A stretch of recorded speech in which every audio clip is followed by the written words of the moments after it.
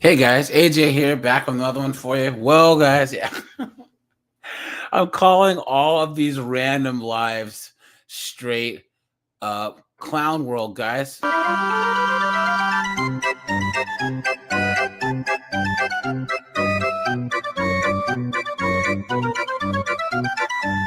are things that I see that is just so ridiculous, I have to call them clown world. And it's Friday night, so I figured, hey, I might as well just do a live. Screw it, right? Guys, buckle in for this. We are not we, because I'm not having any kids, but the United States is raising a whole generation of illiterates, of fools, of morons, okay? As I'm not joking here. Here's the thing in Oregon. In Oregon, they are waiving all requirements to graduate high school. Clown world, guys. I said it. In the state of Oregon, there are no requirements to graduate high school, guys.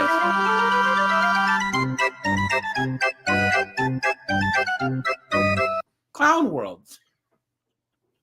Someone please explain this. Make this make sense. This makes no sense whatsoever. There's going to be a whole generation of students that are just morons, as they say in France, right? Just total morons. Unbelievable. So, guys, let's just get into this. Before we do, like and subscribe. And yeah, we have a couple of reports here, and let's go. For the next 5 years, high school students in Oregon 5 years. No requirements to graduate high school. will not need to perform proficiency tests showing mastery of reading, writing, or math in order to graduate. Look at that. And this comes as the Oregon Board of Education unanimously voted to extend a pause on the graduation requirement yesterday until 2028. They're citing inefficiency and inequity. Joel Jones going beyond the headline. There's that word, inequity. Once they start throwing around the woke buzzwords, guys, it's over. Headlines tonight to find out what this pause will mean for students. This is a controversial decision and one that's facing a lot of pushback. While some say the decision will lower state standards and cheapen an Oregon diploma, the Oregon Department of Education tells me this policy simply didn't work and disproportionately harmed students of color. There it is. There it is. I knew it. I knew it. I knew it. I knew it. I knew it. I knew it.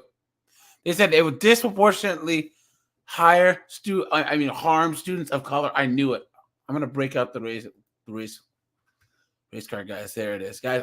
Why do they always use blacks and browns or whatever as an excuse to push moronic policies? Because I've been black for 42 years. I grew up poor, okay, but I had two parents that pushed us to excel, okay, and I was in the top of my class, okay.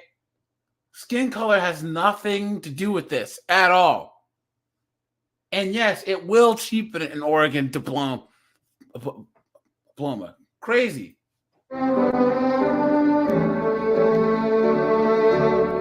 This is the ultimate participation trophy. The ultimate participation trophy. August. What's up, man? He said, I'm not American, but it's happening all around the world. Woke, ethnicist. Then the facts. Yep. It's true. It's true. And I especially feel sorry for guys in the UK, Canada, Australia, and New Zealand, man. Straight up.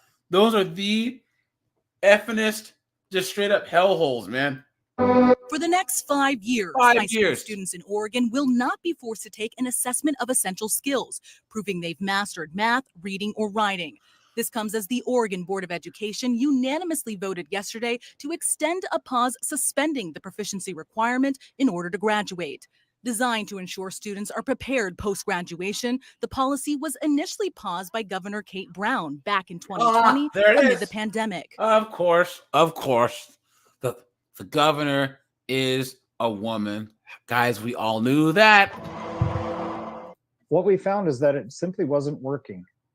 We looked at several post-secondary outcomes, and there were no changes in those data pre and post implementation. And this is the thing about the wokes, guys. Instead of trying to fix the system that they have now and make it better, they throw everything out. Okay? instead of trying to improve the police department, they want to get rid of it altogether. And then when everything goes down the toilet, all of a sudden, what are we gonna do? Right? Of this policy, so it wasn't having the intended impact. Dan Farley with the Oregon Department of Education tells us the pause removes the harms caused by the policy. Please. As an ODE report submitted to the Senate Committee on Education last year found, quote, the assessment of essential skills requirement was implemented inequitably and did not ensure anticipated benefits for students in their preparation for post-secondary transition. So here's the thing. They're trying to say that these tests that it's the test's fault and not the people not preparing for the tests. Think about how crazy that is. And they're going to send kids to college that haven't proved that they can graduate from high school. Someone make that make sense. The report brought to light several impacts on students, primarily students of color, students with IEPs, and students for English learners who, because of the requirement, were being... Look at that. Wait a minute. If this is students of color, guys, look at where the Asians are. Are Asians not students of color? Why is it that the Asians are passing everything? Look at that. They're at the highest rate. They're not white. They're outpacing whites by, it looks like what? 15, 20%.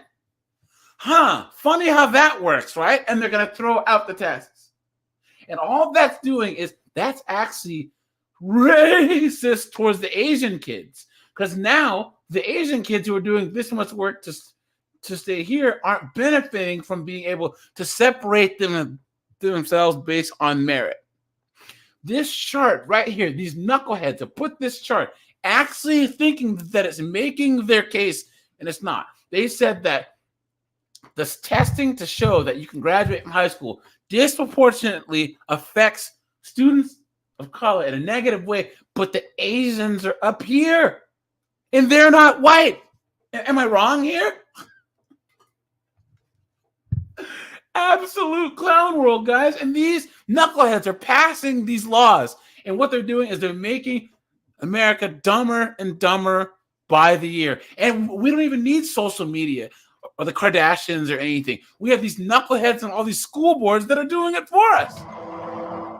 Clown world. Look at this. Asians are way up here.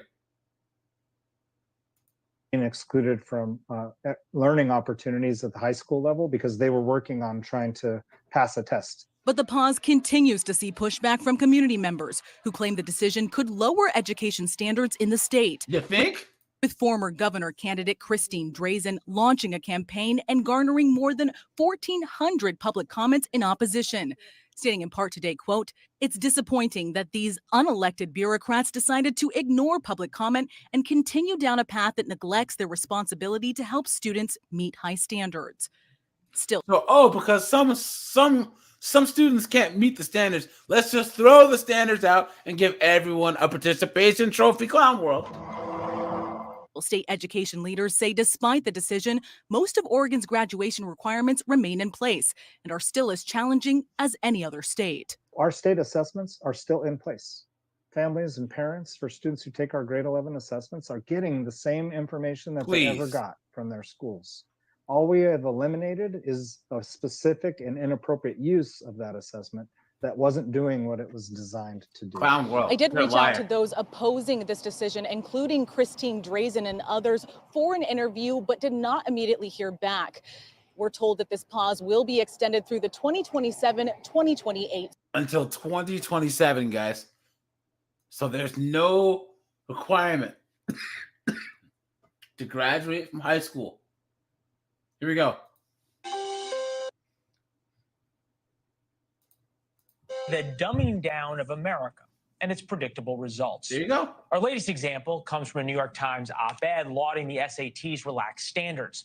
Unless every child attends honor classes, well, then there can't be honor classes. Nobody can attend honor classes. Louisiana's Board of Elementary and Secondary Education has figured out a way to have universal graduation, diplomas for everybody, and there will be no more failing schools.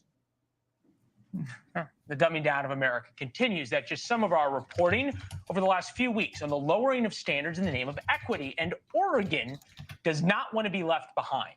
They say students don't need to prove mastery of reading, writing, or math to graduate high school. There it is. Evidently showing requirements and having requirements unnecessarily and disproportionately harms students of color.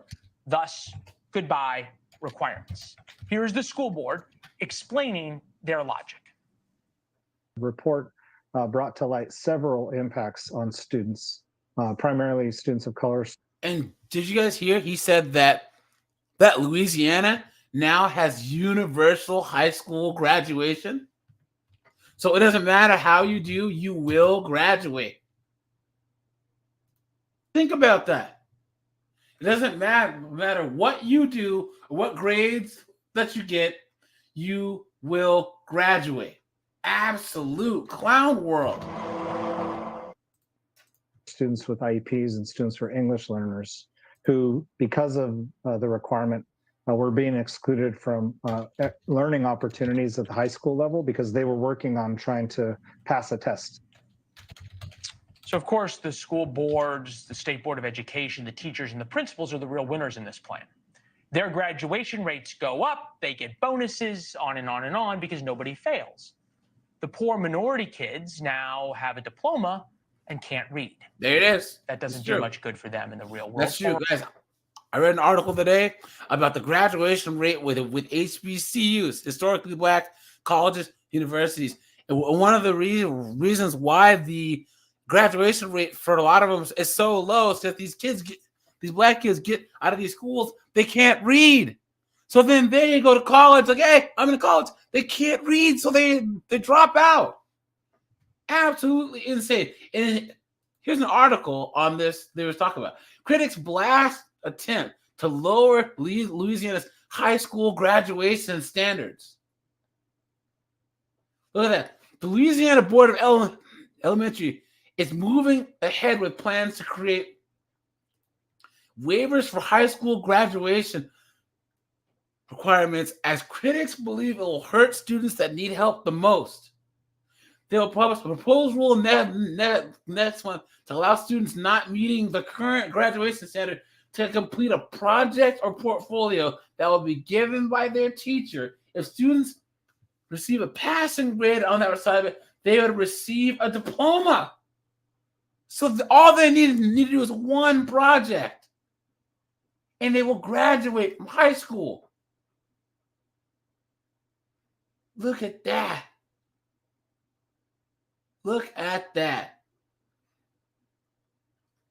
Not talk about making people read at the proper level, learning math. Look at that. She said, so this person's an opponent said, look, statewide, just over a third of Louisiana's public high school students perform on their grade level. Yet 70% of schools are rated A and B. Only a third of kids in Louisiana actually can read, write, and perform math at their grade level. Clown world. This is going to further inflate already inflated school scores in our state. I worry that if this actually gets implemented, that they're going to be even less of a demand to help these kids. Look at that. So the teachers assign the projects, and the teachers do the grading, and the teachers decide now unilaterally, subjectively, who can graduate. There's no test. There's no objective test anymore. And this is going on in Louisiana. That's already a poor state. Guys, someone make sense of this. So Oregon, Louisiana, the kids can't read, and they're going to graduate from high school anyways. Absolutely insane. A Republican candidate for Oregon governor, Christine Grisand, is here, who's been working on this issue. Look, I always say follow the money. Who wins in this? Why are they doing this? You know, as far as I'm concerned, nobody wins in this. I think that on the union side, it's certainly less work for our union heads. We are looking at less scrutiny of schools as they lower expectations across the board. But to be clear, Oregon is not knocking it out of the park for any demographic. That's true. We're talking about, just pick a subject. English language arts, for example. Our averages in our state, 50%. Students of color are in the 20% for proficiency. But across the board, Oregon classrooms are failing our students. This isn't just about students of color. This is about accepting a system which is not back to the basics. It's not teaching reading, writing, and math. It's more focused on equity. Yep. Yeah, well, look, I guess if equity... Now, we're going to have a whole generation of complete ignorant, insert whatever word in this kind of country, man. Means that everybody performs poorly, then there you go. But you said there's no winners. I want to take issue with that because if I don't produce ratings, okay, I get fired. Right. If somebody doesn't do their job, whatever their job is, by the metrics, then they have to answer for that.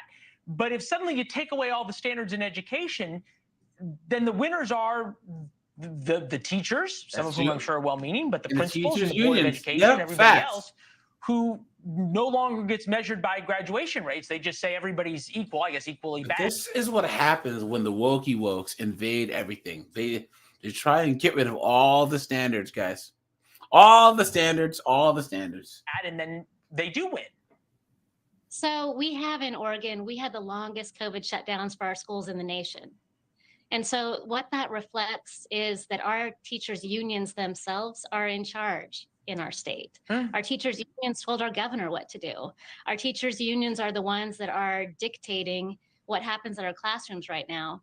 And so when I say that there are no winners, I mean there's no winners among our students. There's no winners in our families. There's no winner for our state.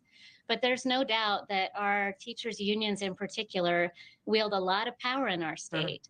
And we have a governor who aligns with this whole concept that if 2 + 2 = 4 and it's racist, that's Oregon. And that's she said if 2 + 2 = 4 and it's racist, it's Oregon.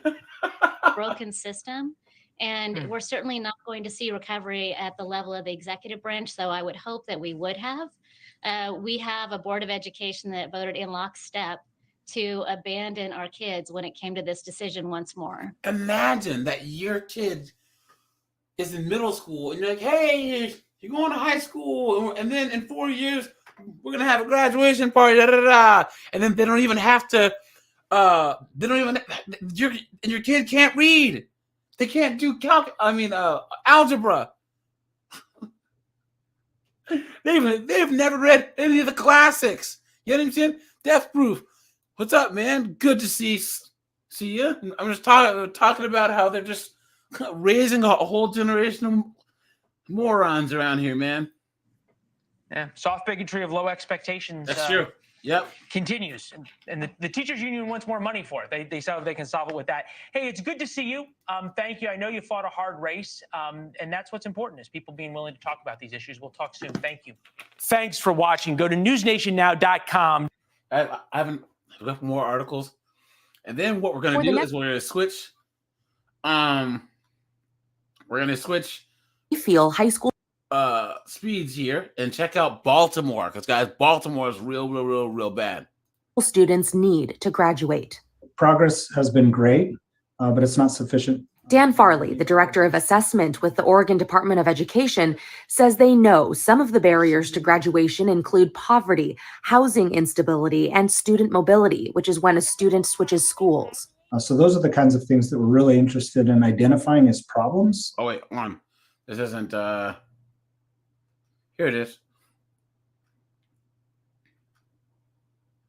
Look at this. State of Oregon, in their infinite wisdom, has decided that students don't need to prove mastery of reading, writing, or math to graduate because this harms students of color. And once again, Asians are doing better than anyone else, and they're students of color.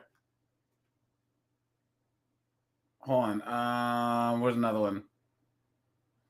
Now, Look at this. Tonight, we're digging into big changes in the works for high school students in Oregon. Yeah, the State Department of Education has new recommendations for graduation requirements. What are they? Well, Lisa Balick, live in Southwest Portland. Lisa, you took a close look at the report. This is almost... Look at this chick's eyebrows. She looks like she's trying to chase down some Dalmatians and make a jacket.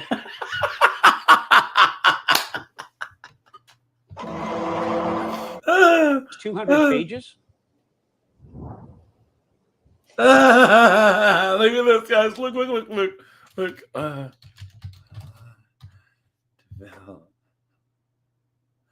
Hold on. Develop.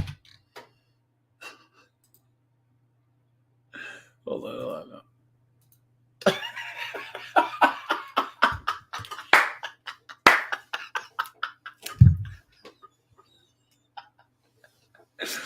Oh, look at that.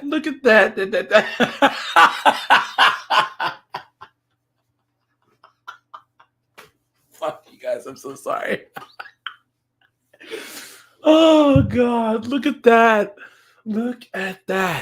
Yes, but keep in mind, recommendations is just the starting point. It may be something. Hey, what's up, Chris? What's going on? I'm gonna drop the link for anyone who wants to come on up, but hold on. Or anything is actually put. Look! I have death proof. Look what her name is. Her name is Lisa. Her name is Lisa Balick.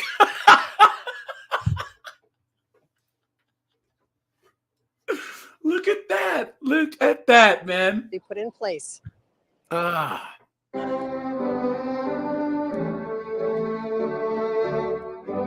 37,000 Oregon seniors graduated last year, but there were almost 9,000 who didn't. Failing classes, boredom, lack of relevancy, big reasons why. Legislators ordered the Education Department to take a closer look at graduation requirements. Yeah, and get rid of them. They got rid of all the graduation requirements in Oregon, guys. This is the ultimate participation trophy. Clown World. And that we're offering diploma requirements that are relevant to what students need today to succeed in business and in higher education. Inside the report, I found the state surveyed 500 people from the work world. Here's what they say students need to learn. Work ethic, initiate and follow through on tasks, professionalism, be responsible and respectful, communication skills, reading, writing, listening, speaking, life skills, financial literacy, understanding government and civics, self-advocate and seek help, collaboration, engaging effectively with a team, good interpersonal communication, and conflict resolution. So hold on, guys. Let's go back. How is getting rid of the standards to graduate showing work ethic, professionalism, and your communication skills? How? Communication skills, reading, writing, listening, speaking, life skills, financial literacy, understanding government and civics, self-advocate and seek help, collaboration, engaging effectively with a team, good interpersonal communication, and conflict resolution. The head of the state education department agrees. And across the state, what people said was that we want the experiences of our students and leading up to requirements in the diploma to be relevant to their future. And when you think about the last time that Benny Dave, no, it's not. This is not a good thing, because if you are a blue collar worker, then you understand that reading and writing stuff is just as important, because if you don't know how to read the instructions when you're trying to build something, when you're trying to deal with hazardous materials, whatever, you could blow yourself to kingdom come or hurt your coworkers. If you can't even show the basics that it takes to graduate from high school, how are you supposed to operate heavy machinery? How are you supposed to work on an oil rig? How are you supposed to join the military? How? Absolute clown world, guys, I swear to God. Chris, fucking say something, dude. Man, I can believe this, dude. I can't. I always tell people I was born in the wrong era. And you know, when people say that, it's because they want to go to the past. But me, man, I would have been killing it. Straight up, I've been man. killing it. I was supposed to be born in 2010, not Straight in the up, man. 90s. And look at this. I Oh, don't think shoot. you're on yet, but did you see the chart? Well, the thing is, dude, Jim Power, if they can't read, they can't take the ASVAB, right? Hold on, guys. I don't want y'all to get show hurt. you Second, original. I don't want y'all to get hurt. Second, Look at this, dude. She a hooker? Look at this dude. No. She was drinking and driving her kid to school. Guys, knocked come that on. up? Oh, I man. know, dude. Here, we'll do this 5-0 and 304 Heel-to-toe step. right before I log off. But every now and then I just gotta have clown world, man, because I stumble across things that are so stupid, that are so dumb, that are so moronic that I have to. Well, there it is. Look. We're talking. Look, I guess if equity means that everybody performs poorly, then there Here it you is. go. Where is but this? Okay. On student because of So they're trying to say that they're getting rid of all the requirements for high school graduation because it hurts, quote unquote. But Jim Power, you can read. You can read, bro. That's just the thing. The ASVAB is easy, but you can read and do math. There are kids that can't even read, and they're graduating from high school. They can't read words, man. This is what this means. This means, hold on. This means that you can get your diploma and not be able to read. I'm not lying. Pyro, what were you saying? Well, my rule is you're supposed to count. You're supposed to read. You're supposed to listen to instructions. Those three things at least you're supposed to be like you can do at best. At best, that's the minimum for me. If you can't do any of those, you can be a complete danger to yourself and everybody around you. That's true. Especially if you're doing like heavy duty work like welding, construction, or anything else. Yep, that's true. And even then, the idea of saying, "Look, I have a goal that's graduating high school, and my only job as a teenager is to put forth my effort to achieve this goal. 8 hours a day for 4 years. If you can't even do that, what good are you in the work world? Mm-hmm. What good are you?" And look, of course, where's the race card, guys? There, I had to pull it out. Dude, we're getting rid of these requirements for equity because it hurts students of color. Look, guys, who is passing these tests and requirements the most? Who's at the top here? Can anyone see that? Look at that. Look at that. Asians. Asians are beating everyone by like 20%. Their whole theory goes out the window. And believe it or not,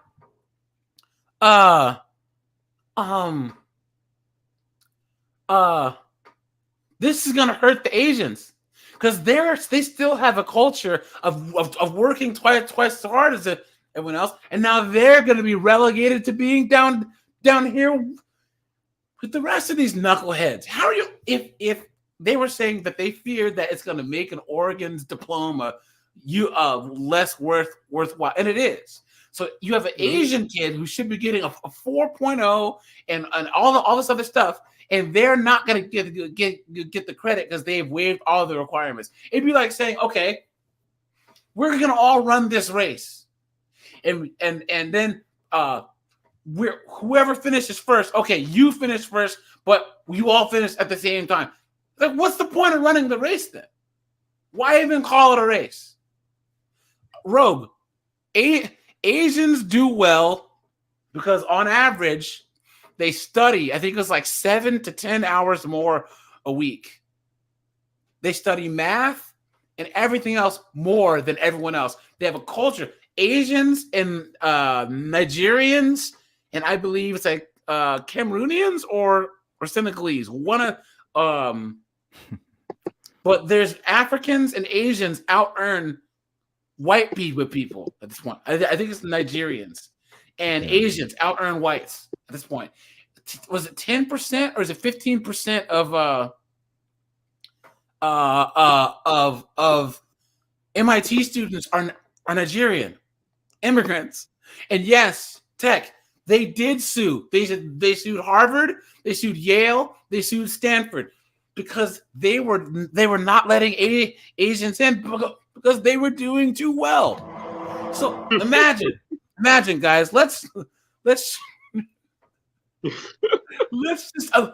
just imagine here. You're Jinwoo, okay? You're some first generation Asian kid whose parents immigrated from Hong Kong, okay? Like, we're gonna come to America and we're gonna whatever. So your parents work and they say, son, Jinwoo, all you gotta do is go to school, get straight A's, and kick butt. So you're Jinwoo and you're studying. You're not playing any sports.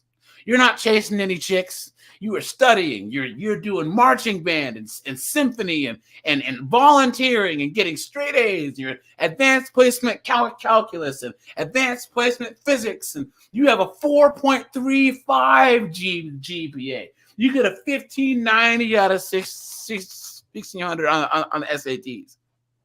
Okay, and then you're like, wow, I'm gonna get my letters of recommendation from the lieutenant governor that I interned for because I'm going to try and get into Harvard. And you apply to Harvard, you get the letter, and find out you've been had, you've been took, been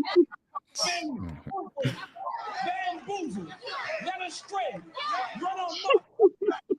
All this meritocracy bull crap doesn't apply to Asians. To the rest of us, it is a meritocracy, yes. But for colleges, when it comes to Asians who do well, they get kicked out of the whole conversation because the narrative that the wokey wokes push is that people of color equals subpar. But the Asians blow that whole narrative out the window. Send the asteroid. Send the asteroid, guys, because it's ridiculous. So the Asians sued. The Asians sued, yes. And even then, the whole thing about, people of color, and then the Nigerians, they blow that out the water. And what people have to start having that hard conversation, is it really about color or is it about family? Yes, facts. Because they are just as black as us. Exactly. If not blacker.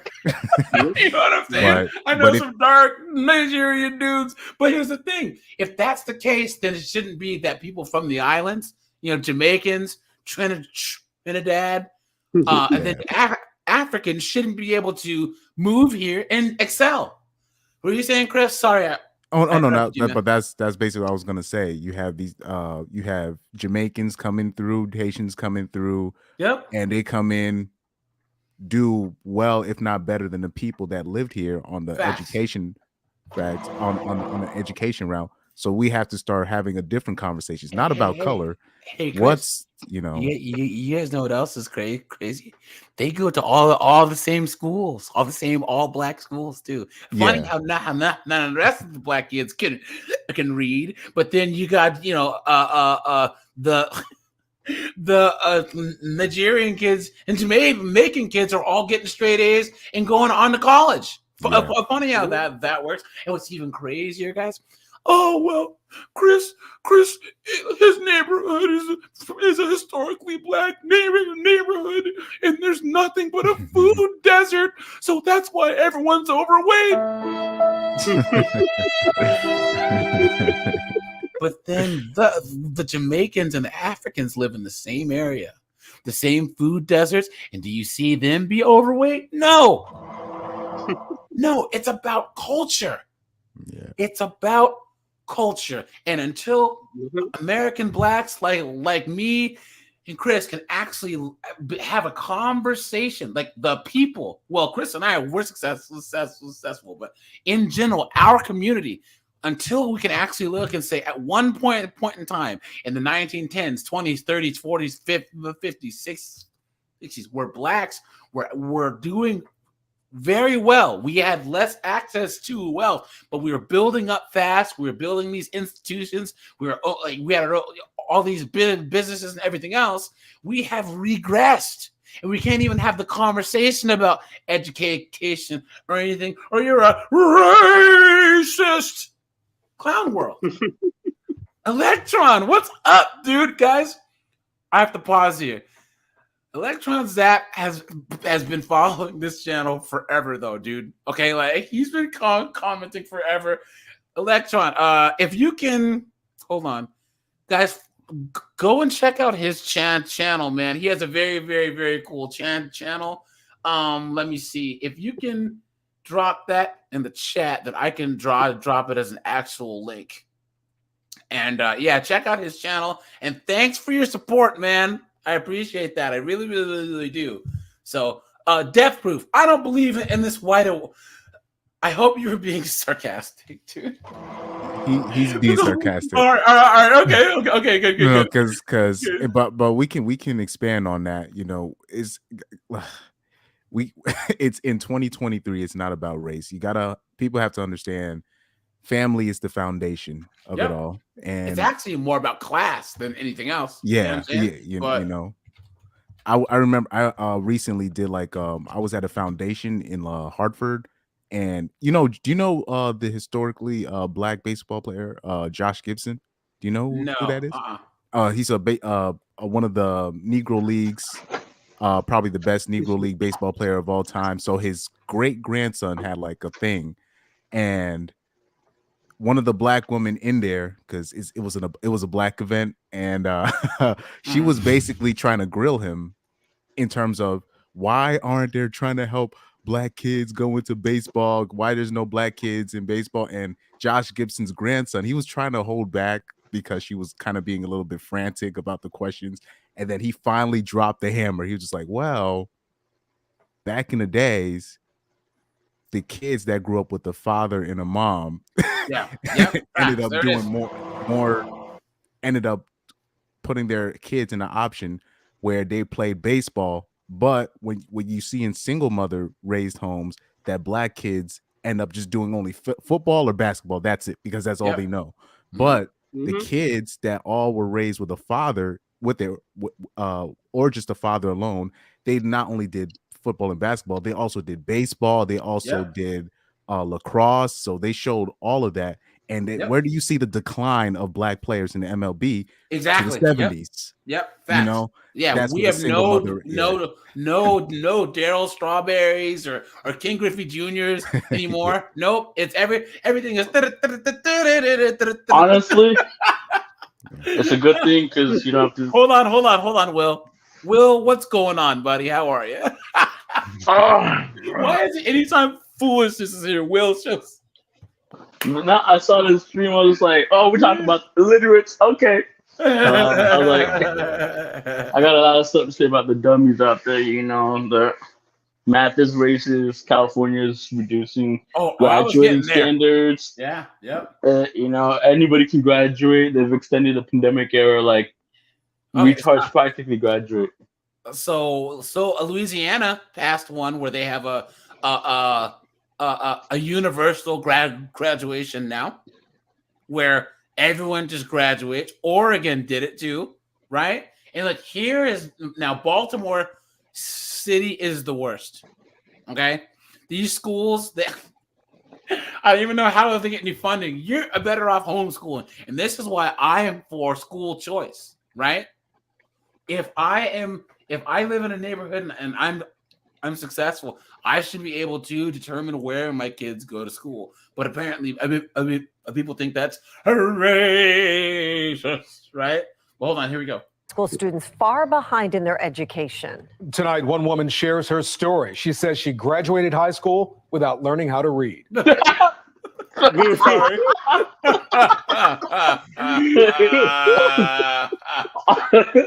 I mean, take a look. It's in a book, a reading rainbow. Did she not take it? Did she even open the book herself? Like, you don't have to be told to open the book. Oh no. Oh no. No, I know I'm not the only one. Tech, what I meant is that you know how like 63% of the MLB is like Dominican or Puerto Rican or Cuban now? It's funny because they're like, oh, these Hispanic immigrants. Yo, half of baseball would yo, hey Tech, don't type the T guy's name. You got to say the orange man. Okay? All right, the guys, streams don't get shut down. please, no swearing, no saying number 45's name. Please, guys, no saying. Please save Germans of a particular time period. Okay, and don't mention that thing that's going on in that place of north of Africa. Don't mention that either, or they will take the stream down. Okay, and drop a like on the stream, guys. It really, really helps. That's that thumbs up button. I appreciate that. Many people are taught as a child. Deborah Prostilio is 41. Why'd you get the black turtle?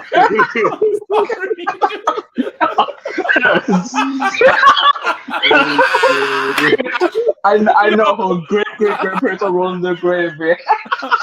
I gotta get the race card, dude. Straight up, I'm sorry. Yo, Jamal is like, hey, yo, I'm gonna get the illiterate white girl. Oh man. Wait, that's a girl?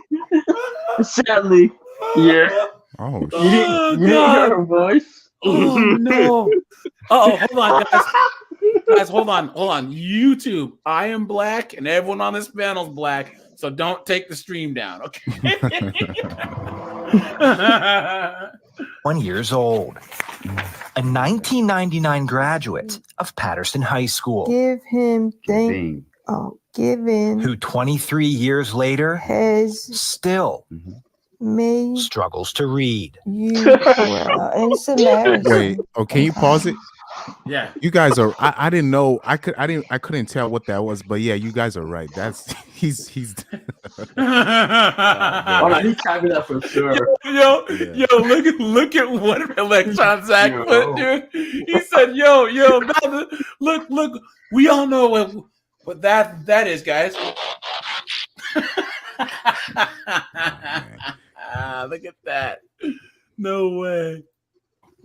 Going into stores, like if I go into Walmart and I'm dang, that's one of those I only date black guys, white chicks, dude. Straight up. Yeah, facts. We all dealt with them, haven't we? Yeah. I'm surprised that she's not wearing like FUBU or something. I'm shooting train noses, bro. Lord knows that those are the only people that still wear FUBU and Sean John and stuff, I gotta ask for help, and then sometimes people laugh at me. And Prostilio has a learning disability caused in part by a hearing impairment that wasn't addressed until recently. What's that?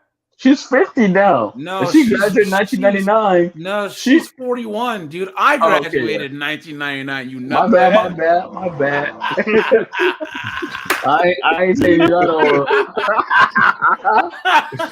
Oh man. You know what, Will? Don't take it too hard. You, man. Don't take it too hard now. It's not personal, okay? It's not personal. But back on the serious note, hold on, Will. What they said. One at a time. They said that she had a hearing impairment when she was a kid. Now, I can tell that she was raised only by just the mom because in a double parent household that could easily be fixed. You just bring them to the doctor. You both support the kid. Yeah. But the problem is when you're a single mother and you're struggling, you can't even fix a simple problem like that, which could have helped her learn better. And just because, oh man, I'm too broke, I can't afford a doctor. Now she's 45 and she's reading like. Or her mom just thought she was dumb. Exactly. Here's the thing, guys. Look, when I was young, my speech impediment was real bad, but I started doing speech classes for like 12 years. So all from your first grade to senior year. And my dad made sure, because my dad, he's an MD, but he's an audiologist by trade. So he works with speech therapists or whatever. So he made sure that my brother and I did our speech classes. He made sure of it. My dad did. He was the one that would say, hey, look, if you don't go to your speech classes, I'm on your butt, right? So I could imagine. Sorry, he said, I bet she could open an OF. Well, I can imagine if it was just my mom, right? Because I was always exceptionally smart. So when I was in grade school, I would always go to like the gifted classes and get to go to all the field trips for all the science stuff because I was in the top percentile, right? But I remember my mom used to think that because my stutter was really, really bad when I was young, that I was dumb. So women don't like think about those types of things, right? Whereas my dad recognized from the jump that my brother and I could pick up things, and we were super smart. We were reading at a almost college level in like the 5th grade. You know what I'm saying? And my mom was like, "Well, I don't know, because they talk funny." You know what I'm saying? So this is why I think Chris is right that she had a single mom. So and guys and Baltimore, right? It's single mom. Baltimore, single mom. Definitely. Yeah. Day. She's partially deaf. Correct. If I don't wear it, I cannot hear. Which severely impacted her ability to learn. My life is hard. When you can't read your mail, you can't read nothing.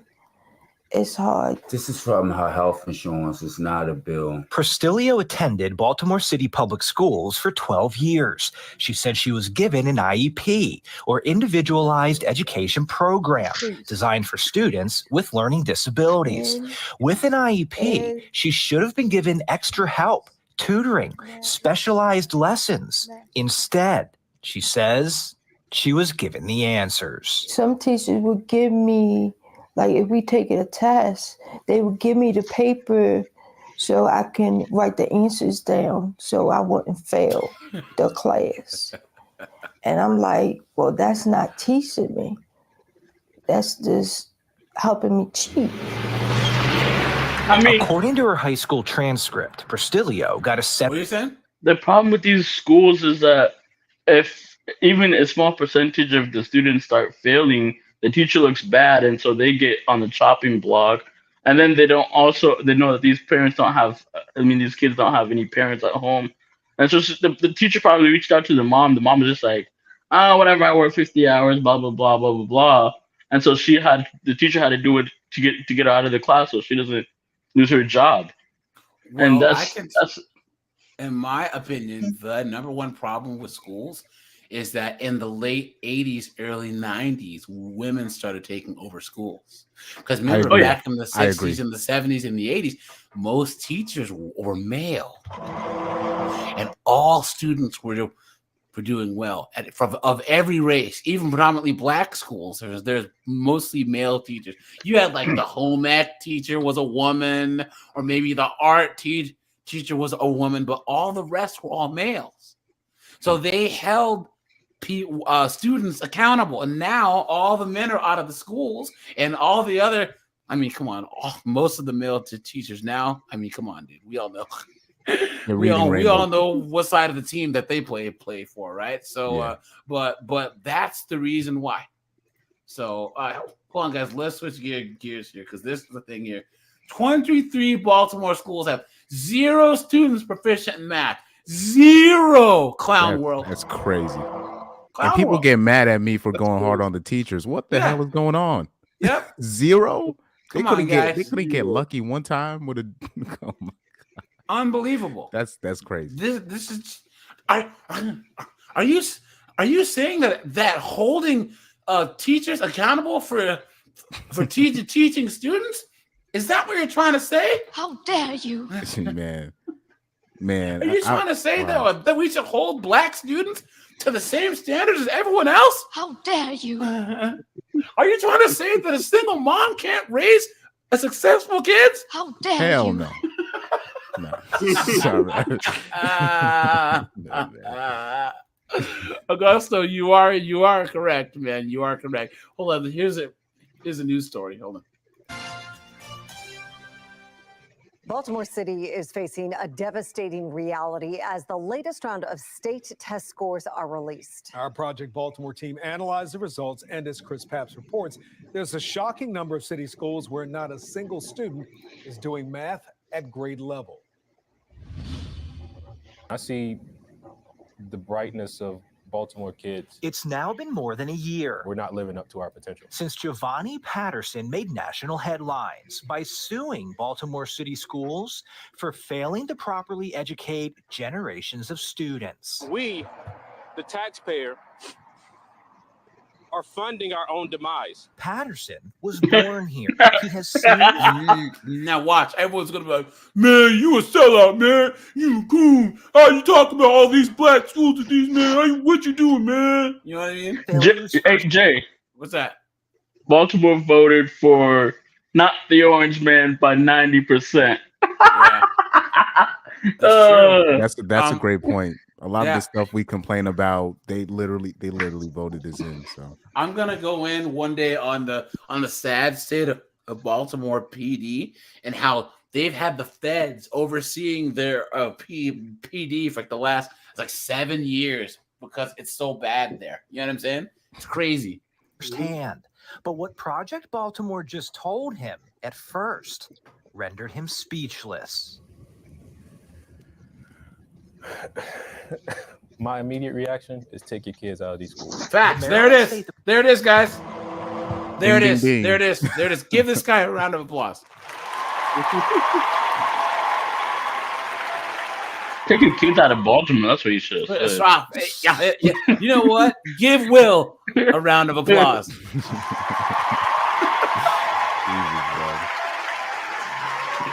Seriously.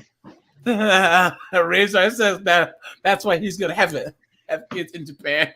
Yeah, that's facts. Department of Education has bro, released. I just saw dude, we have a problem on our hands. We're gonna you know what? There's a lot of black men moving to these Asian countries. Yeah. I just saw the Japan national soccer team the other day or the other week. There was a fully grown ninja on that team. He's serious? You said Japanese. A national soccer team. I'm not sure if it was the youth, but it was a full blown ninja on that team. Yeah, you got to see it. Soccer team. Let me see. Just black It was a Japanese. I mean, that's tough because Japanese don't let nobody in there. If they start winning something, they sure will. Look, they might talk bad behind your back, but they'll be nice to your face. That's for sure. Men's soccer team. I mean, that's like Alabama when they figured out black people can play football, man. They went from.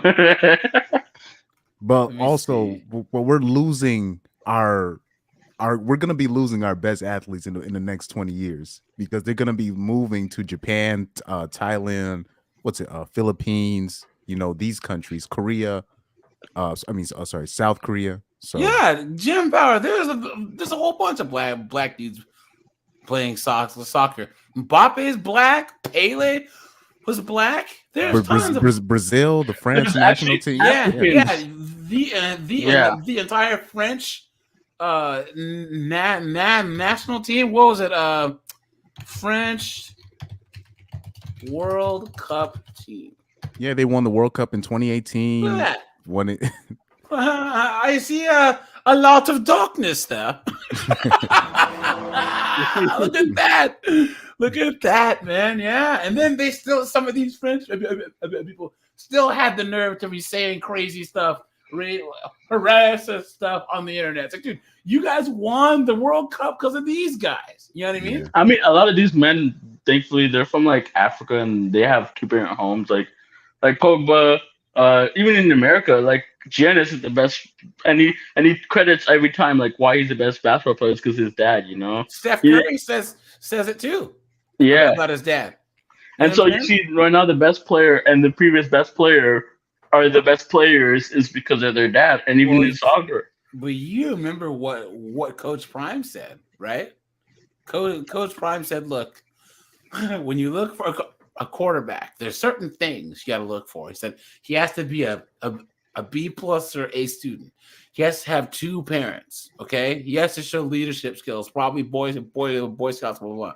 But he said, but defense, he said, you want those single parent home niggas. Those are facts. Those are facts. they emotional, right? That's They're not facts. in trouble because they're all hungry. Because they're like, you know what I'm saying? Like, I gotta feed my mama. And, hold on, matter of fact, hold on. I take my grandmother. Coach, prime, single mothers. Hold on. Let's see what he said. Oh my goodness, 2010 NFL drafts was like peak NFL. They're like, this is Kayvon. He was shot in the 12th grade. You know, he was a T1 athlete. His mom lives in like a cardboard box. Here it is. He said, different positions, and we have that stuff. I mean, like, I'm talking about just trying to make it. He tried. I know who your quarterback is. He's right talking now. about my son. I didn't just build a template for my son, but that's what attributes and what we look for when we see a quarterback. And you would love a coach's son. Somewhere that the coaches coached him, and I'm not going down my road. I see you smiling. I know who your quarterback is. He's right talking now. about my son. I didn't just build a template for my son, but that's what really we look for in quarterbacks. Different positions are different. Like O lineman, I look for dual parent homes, right? A strong father that they adhere to, right? Smart kid, at least 3.3 and above. You're also describing Hurts. Yeah, as tough. well. I mean, physical. I mean, offensive lineman. Defensive lineman is totally opposite. What do you mean? Single mama. He's on free lunch. I mean, like, I'm talking about just trying to make it. He trying to rescue mama. Like, mama barely made the flight. Trying to get out. Just go get it. It's a whole different attributes that you look for in different positions, and we have that stuff just chronicled. We know what we want, and we go get it. And of course, all these black chicks and single moms were like, "How dare you!" But he's right. He's right, man. There's different backgrounds and different. So, for instance, when was the last time you saw a boxer that came from a upper crust rich background? You know what I'm saying? No. Boxing is a sport. It used to be the gentlemanly sport of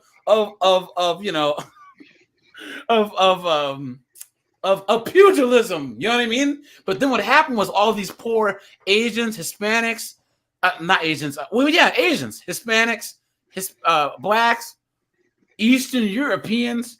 You know what I'm saying? Oh, those Russians, man. They know how to box. Trevor or Tyler or Brent to beat friggin' Juan or Jamal or friggin' Ivan. It's not happening. It's not. You know what I'm saying? So hold on. I found out the guy's name. He's a goalkeeper for Japan. His name is Suzuki. Not the one that I put in the chat. I actually found the real one. His name is Zion Suzuki. That's his name. Zion Suzuki. Oh, he's in FIFA. He's a goalkeeper. Yeah, I was like, what?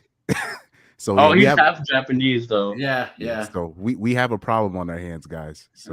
There's still gonna be enough blacks here to friggin' have good. Homie, when I saw, dude, I watched the Women's World Cup. I saw the Philippines play. They had 3 half breeds on there, right? All 3 of those girls, they had black fathers. They played college in the United States. But here's the thing. And then, all the best athletes though in America don't play soccer, which is why we don't win. At the moment that Jamal and Tyrone Jenkins start playing soccer and not running track or being running backs, it's over. Yeah. It's over. The World Cup is done, just like any other sport. Basketball, tennis, gymnastics, speed skating. You know what I'm saying? Anything diving. There's a girl from LSU who's favored to win the diving championships. Come on, dude. Yeah. But that's why I brought up the Women's World Cup, because we're losing all of our best we're losing our black fathers. Basically, that's what I'm So that's not good. That's not good for the future. Well, the thing is like the 16% of black men are responsible for 70% of the kids, right? So the black there's still a huge chunk of black men who are either bringing chicks back or going over there. But hey, you know what? Here's the thing that I was hold on, the race card is now. Gotta bring it up. I was laugh about black women, right? If all the black men, right, that aren't Pookies and Ray Rays and Nug Nugs started having kids with, white women, Asian women, South American women, they would still be black. The black race would still go on. You know what I'm saying? Yeah. So like we don't need them. Oh yeah, that's happening soon. Watch. There's gonna be a whole look. They're gonna be like women's soccer, and it's whichever team does it is gonna win. It's gonna win. But quick, Send the Asteroid this week is gonna be about is gonna play off the Iceland women's strike that happened the other week, where like 100,000 Iceland's only 380,000 people. They say supposedly 100,000 women went on strike in Iceland for 24 hours. And what do you guys think happened? It was probably more productive.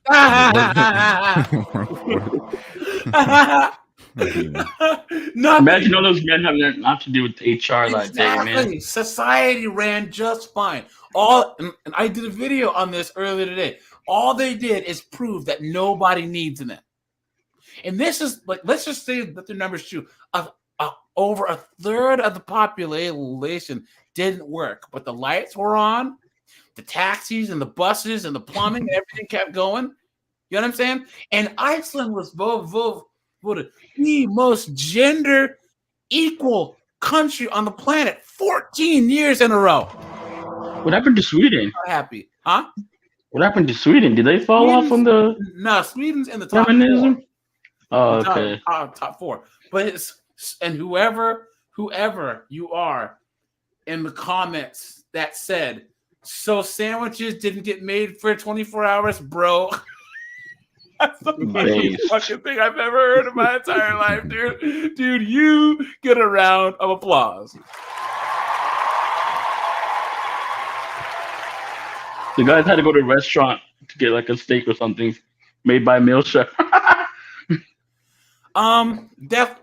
Death proof. Okay, so this is a good thing. The guy who ran track, who is actually like a 200-meter runner, then he ran the 100 meter. Noah Lyles. He did say that baseball and football, you aren't the world champions because the rest of the world doesn't play the sport, and he is correct. Yeah.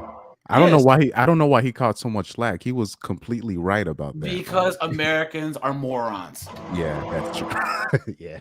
Okay. And people can say, "Oh yeah, yeah, there's players from all over," but it's not like if you have an Olympic gold medal in basketball, you are the world champion.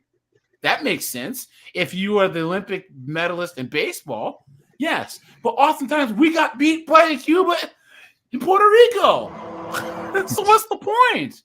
So yeah, if you're the boxing world champion, then yes, you can call yourself the world champ. If you're the track and field, the wrestling world champion, or the judo world champion, yes, you can call yourself that. So that does make sense. But hold on, guys. Let's get back to these schools here. 2020. Guys, please drop a like on the stream. That involves hitting the old thumbs up button. I've actually had quite a few likes on the streams, so I appreciate that, you guys. Thank you. 2022 state test results, known as MCAP, Maryland Comprehensive Assessment Program. Baltimore City's math scores were the low. Look at that, 7%. Whoa! Look at that. Dude, Honestly, yo, I 0%. live in Maryland, guys. I live in Maryland. Look at that. 7%. They're worse than PG County. Guys, if there's one word that sums up Prince George's County, that's Prince George's County. Oh, wow. Where's Prince George? Is it on the... What's that? Which number is Prince George? Is it the 12th or the 10th? Prince George is the 10 here. And they're doing better than Baltimore City, dude. That's crazy. Now, Howard, Worcester, and Carroll County is way out in the woods. And then Howard's right up by Pennsylvania over here. So, yep, that's true. C. Robbins, you are correct, man. Yep. Oh, I see Hartford. Yeah. Oh man, that's crazy. Yep. Lowest in the state. Just 7% of 3rd through 8th graders tested proficient in math. That means 93% could not do math at grade level. But that's not all we found. Project Baltimore combed through scores at all 150 city schools where the state math test was given. We found in 23 Baltimore City schools, there were 0 students who tested proficient in math. Guys.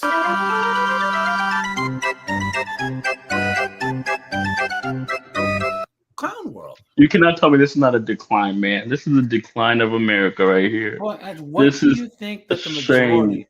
What do you think that the majority of the people in this county look like? Melanin. Thank you very much. What is It can't called? be. No, I'm playing. I know, William. How dare you? Those are the white man statistics. The white man statistics. Yeah, the white man statistics, right? Here's the thing. What is it called? It's the discrimination of lower expectations, or the bigotry of lowered expectations. Right? They don't expect blacks to be anything anyways, right? So instead of actually saying, hey, look, for those of us like me, Chris, Will, Pyro, who say, hey, look, we should be held to the same standard as everything else. All the wokey-wokes, usually white chicks, say, how dare you? Right? And next thing you know, no, it's not Tyrone's. It's Pookie and Nug Nug. Man, Bobo. But it's not just that. The teachers aren't. I'm telling you, the teachers aren't shit, dog. Yeah, like I've been in the presence. I've been in a situation when I was in a certain public school. I'm not going to say the name, and these teachers were doing nothing. You got the summer camps, like when I was a kid. When I went to the summer camps, these young kids that were supposed to watch over us, they did nothing but wear FUBU and listen to G Unit, and then they did absolutely nothing. They didn't help with nothing. They didn't help you with drawing. Didn't help you with math. Like people don't even know. And now we all know that they're all banging the students.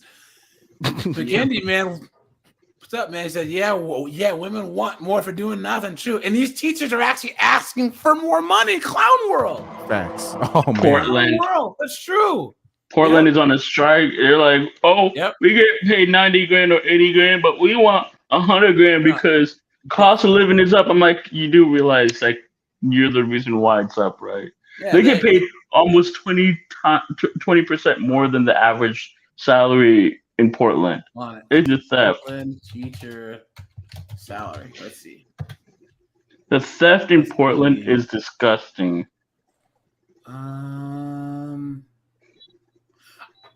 They said the average pay is like $60,000 a year is the base pay. No, that's look for unions. The union one. Oh, like all right, 72,009. Okay, dude, I remember Marysville. That's up in Washington State. They kept going on strike. This is back in like 2004. They were making $64,000 a year. It's 2004. In 2004, they were the highest paid teachers in the United States, and they were still going on strike. Clown World. That's like 160 grand today. Yeah. Yep. Not a single student. Is this why you filed your lawsuit, because of outcomes like this? Absolutely. Absolutely. It just sounds like these schools now have turned into essentially babysitters. There it with is. no accountability. There it is. Who said that in the chat? Someone said that, dude. Who was that? Someone called it. Oh, Tech said it. Yep. There it is. Yep, he said it. This is the future of our city. Like we got to change this. Among the list of 23 schools, here's how the numbers break down. Dang, they're putting these schools on Front Street, dude. And we gonna name names too. Yeah. If you care about your kids and you live in Baltimore, you got to move, because you gotta literally move. 5 years from now, all of those kids are going to be criminals, dog. Yep, it's true. Yep. Nobody can do math. Nobody. The lady who had 4 sons all get killed in the hood. She's like, your mom's like, why didn't you move? You would think after the first 2 got clipped, you would probably move to save the other 2. You know, she's like, oh, I just want to reach out to him, my children. You know what I'm saying? 8 are elementary schools, 3 are middle high schools, and 2 are elementary middle schools. Exactly 2,000 students in total took the state math test at these schools, and not one could do math at grade level. These kids can't do math. You're not preparing them to buy groceries. You're not preparing them to do accounting, to count their own money. Jay. Hold on. You're not preparing them to read content. What happened? These are going to be the perfect mind-controlled blue voters that they want. Baltimore knows exactly what they're doing. No, they're not, because they're not gonna vote. The ignorant don't vote. They just carjack all of us. No, there's no vote. You think that these knuckleheads They vote. are gonna Oh, vote? yeah, they do. Because a They do. lot of them can't even read. Well, you don't have any. Listen, they see a D on the ballot and they're going to click on the. Listen. That's all they're going to be told, No, you know. Listen. You got to understand. Okay, we have 2 different motives here. You have people that are defunding these schools, especially in black neighborhoods, because they know for a fact that a huge chunk of blacks vote for a certain group. So if you make them ignorant to where they can't even read a ballot card, then they're gonna not even want to try and vote because they can't even read or they don't even know anything about voting. I doubt that. Come on, dude. Come on. Baltimore is controlled by. It's been a one-party state for decades, literally since the '60s. If they and Baltimore used to be way smarter, like 100 years ago in the early 1900s. Man. I just think that saying that you can control. You look at how the hood is now. Making them more ignorant is not the way to control them. You know what I'm saying? Trust me.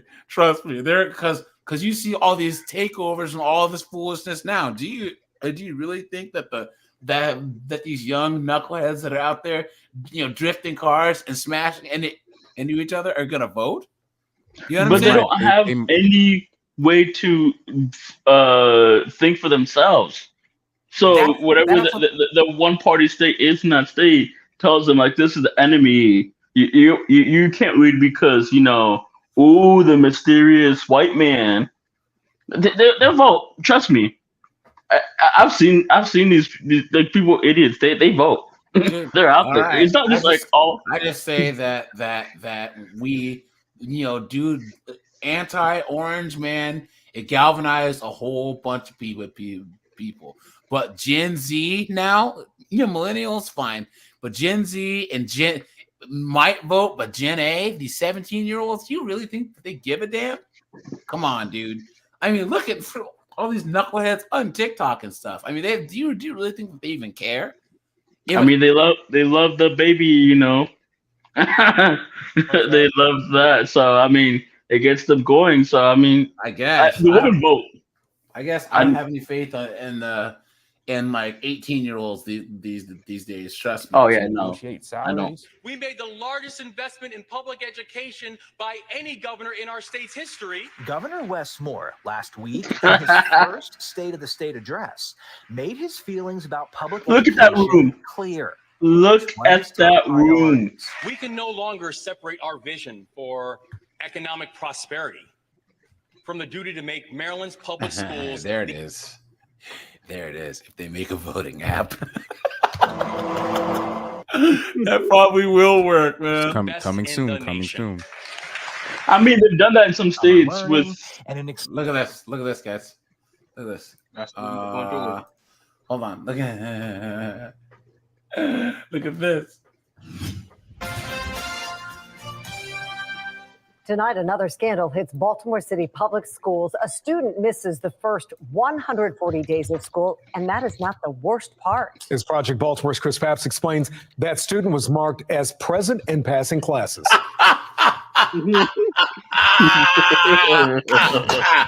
Okay, that's pretty based. That's hilarious. The teacher said, you know what? I ain't got time for this. Present, A's. You know what I'm saying? Yeah, I can see you. You're in front of me. I'm excited for Quante Spearman is getting ready for his first day of 11th grade. Because I just want to see my friend. On the 141st day of the school year. I'm just glad that he's not sitting here all Yo, day Jay. not being productive. Quante. What happened? Why she look like she had him when she was 37? Oh, this is why you gotta have your kids when you're young, man. He looks like he has fetal alcohol syndrome. His eyes are so far apart, right? His physical disabilities. Oh, my bad. Y'all here roasting. Oh, no. Are they gonna take the stream down? Oh no! Right? I didn't say anything crazy. Connections, a charter school in West Baltimore. With a 3.7 grade point average, he has thrived until this year. Do you feel like you've lost a year of your life? Yeah. He missed the first 140 days Where's because the daddy? city schools could not provide him with a nurse. Dang, dude. All right. Well, I feel kind of bad. I don't feel bad. Which is required under his federally mandated IEP. Look at that. So he had to have a nurse in the school who wouldn't get it for him. Or individualized education program. Just in case, medically, if anything were to happen. Without a nurse, Quante could not attend school in person, but he wasn't learning virtually either. So what was he doing What was his mom doing? That's why I said, where's the daddy? What was his mom doing? That's true. What was his mom doing? Did you guys see the grade scores? The mom is probably worse than him. 40 days. City Schools tells Project Baltimore in August the family chose to return to in-person learning. But by the time Quante learned he would not have a nurse due to a shortage, the deadline to sign up for virtual learning had passed. City Schools offered a special virtual learning option, but the family says it was just Google Classroom assignments with no instruction from a teacher. His IEP, updated in January, confirms this, stating Quante has been unable to attend school in person this school year due to BCPSS's lack of nurses, and Connections is currently not able to provide a complete virtual learning program. In March, his mother requested his school records, expecting the most recent ones to be from spring 2021. The last time Quante was in school. I wasn't even expecting to get a report card. There's nothing to put on one. But this, and she's just okay with that. Why wasn't she raising hell over there? This is his report card through March 1st, 2022. In the first semester of this school year, according to his report card, Quante passed 5 classes, including modern world history and Spanish. In physics, he somehow earned a B-. Do you remember taking physics? No. S. Brooks is also your teacher for performance. You don't know who that is. Nope. This report card says he passed Algebra 2 with a D. His teacher. Guys, hey, no using the R word or the A word, guys. All right. I think we're already on thin ice with the diss on this kid. Hold on. Baltimore School police officers. There's another one. Hold on. Here it is. Oh, man. But what McKendy said, that's the problem. What he said. It's true though. This is what happens when you have a certain all women just messing with the same dudes. Yeah. Yep. You know, That's especially true. in the I believe that. I believe that. There's a lot of inbreeding. There's a lot of inbreeding going on in the hood. Straight up, dude. I guarantee there's cousins and siblings banging and clanging each other. You know what I'm saying? Yeah, that's foul. McKinney, thanks for the $5 super chat, man. I appreciate that. Appreciate that, guys. And yeah, man, I think it's true. You know, because there was those 3 guys in Tennessee that had 78 kids between all 3 of them, and they're in a small town, so you know that they're going to grow up at one point, and either their kids or whatever are gonna be banging and clanging and skeeting and sheeting. You know, sweet home Baltimore. Discovery out of a Baltimore City high school where hundreds of students are failing. As Project Baltimore's Chris Papps explains, we found a student who's passed 3 classes in 4 years and is ranked near the top half of his class. Wait, what? Hold on. 3 classes in 4 years. What? None of this get the best of us. All right? Be strong, son. We got this. He's strong. Where's your dad at, dude? You ain't got nothing. Yes, and I am too. Like, I told him I probably will start crying. Like, my son is, I don't know what to do for him. That's why you need to have a father in the household. It's a mess. I mean, no offense. World, guys. This is right here. This She looks right mentally unstable. Is exactly why sons need their fathers. Because she said she has no clue what to do. Just like that knucklehead that I did that video on, where she's like, I hope the police arrest my son. I've done everything I can do, and I don't know what I can do no more. You know what I'm saying? It's like, what are you doing, man? Coming June is when Tiffany France thought her son would receive his diploma. And I'm just trying to fight. He like, Mom, what was all this for? What did I do this for? Like, don't he get a chance? Do he get a chance? But after 4 years of high school, this mom just learned her 17-year-old has to start over. He's been moved back to 9th grade. Why would he do 3 more years in school? He can't read, bro. He didn't fail. The school failed him. The school failed. No, you failed him. She dodged the accountability so well. Yes, dodge. What's that? Pyro? I mean, you're right. The school failed him and the parents failed him. Like, how did you miss out that much days at school? Yeah, it's true. And your mother, you as a mother did not know that. Like, your son is at home all day, every day, 100 plus days playing Fortnite on phone, on TikTok, doing everything. Pyro, I guarantee if you ask this chick those questions, here's what you get.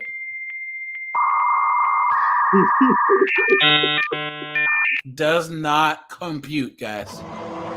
Does not compute. At their job, they failed. They failed. That's the problem here. They failed. And that's what I mean. There's probably Jamaican kids, Nigerian kids, whatever, that are going to the same school with the same crappy teachers, but they managed to get straight A's, scholarships, and move on because their parents, plural, are supplementing their education. Again, he says, doesn't matter where you're at in life, when we really suck at life, we have to build them out every time. Facts. That's the harsh truth right true. there. Yeah, it's true. They failed. He didn't deserve that.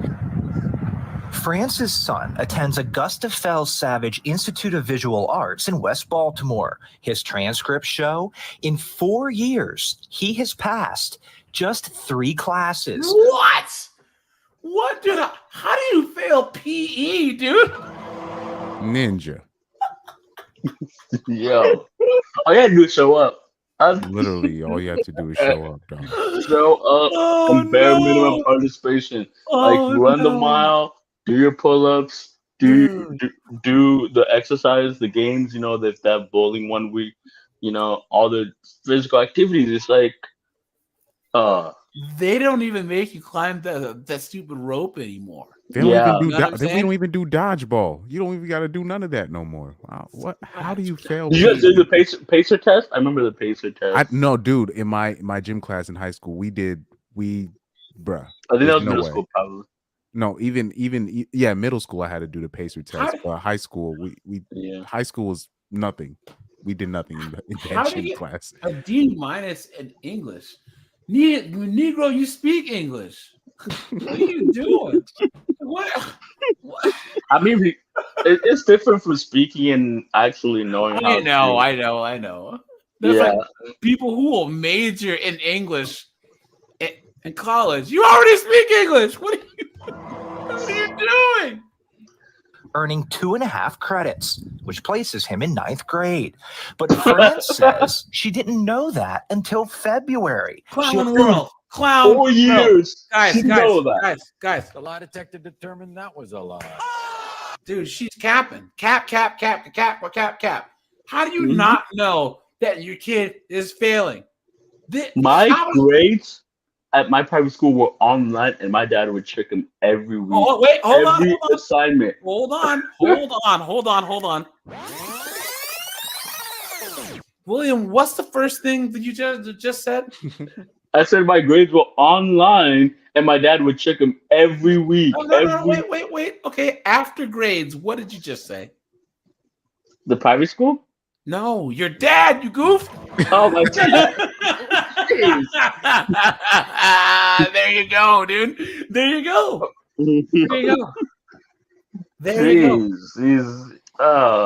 My dad. I couldn't even get away with the B. Yeah. It's crazy. Goodness. She has 3 children and works 3 jobs. She thought her oldest son was doing well because even though he failed most of his classes, he was being promoted. His transcripts show he failed Spanish 1 and Algebra 1, but was promoted to Spanish 2 and Algebra 2. He also failed English 2, but was passed on to English 3. I'm just assuming that if you are passing, that you have the proper things, you know. Well, look at his grades, you goof. The fact that this knucklehead can sit here and think that she honestly thought she was doing something good, that she's in the right in this news story. She's working 3 jobs, bro. Oh boy, that's what caught me. I was like 3 jobs. That's not an excuse. I know. I have a personal. It's not a. I know. I'm not this. I'm just saying, like, for her, that's not an excuse. Because I knew a woman growing up. She legit had 4 jobs, and she was still on my friend's ass. Like, she was a single mom, and she still knew all his classes. Yeah. Like, she would check. Like, she was just being lazy, dog. Yeah, she won't admit it, but she was being lazy as hell. Facts. There's no way. And the woman that I knew, she had 0 time. So it's like that. It's just about priorities, and the fact that she's gonna sit here with such conviction, with such the audacity she has to act like she was doing everything right, and it's not her fault. It's absolutely insane. To go to the next grade, and the right grades, you have the right credits. As we dig deeper into her son's records, we can see in his first. Wait. When did you think if he's passing? Hold on. All of this takes is probably just going onto the school's website and downloading it, and they're acting like you got to take the mystery machine and the dog to go find these damn records. What were you saying, Will? When did she think of, like, okay, so say she got the grade report at the end of the year. Does she know that you can't pass with a 50? You have to at least get a D. I mean, and so I'm like, wouldn't you go and question the school? Because at least even if you're okay with your kid getting a D and you saw your kid getting a F and then went on to the next, wouldn't you go to the school and be like, hey, my kid got an F. Why is he promoted? You know? Well, I don't know. are you applying logic and reason to these 304s, dude? What are you doing? My bro? bad. Sorry. There we go again, dude. Seriously, that's that whole was it scorpion and frog thing where the scorpion thinks that the frog thinks the scorpion won't sting it. You know what I'm saying? The scorpion's the scorpion, and the 304 is a single mom is a 304 a single mom.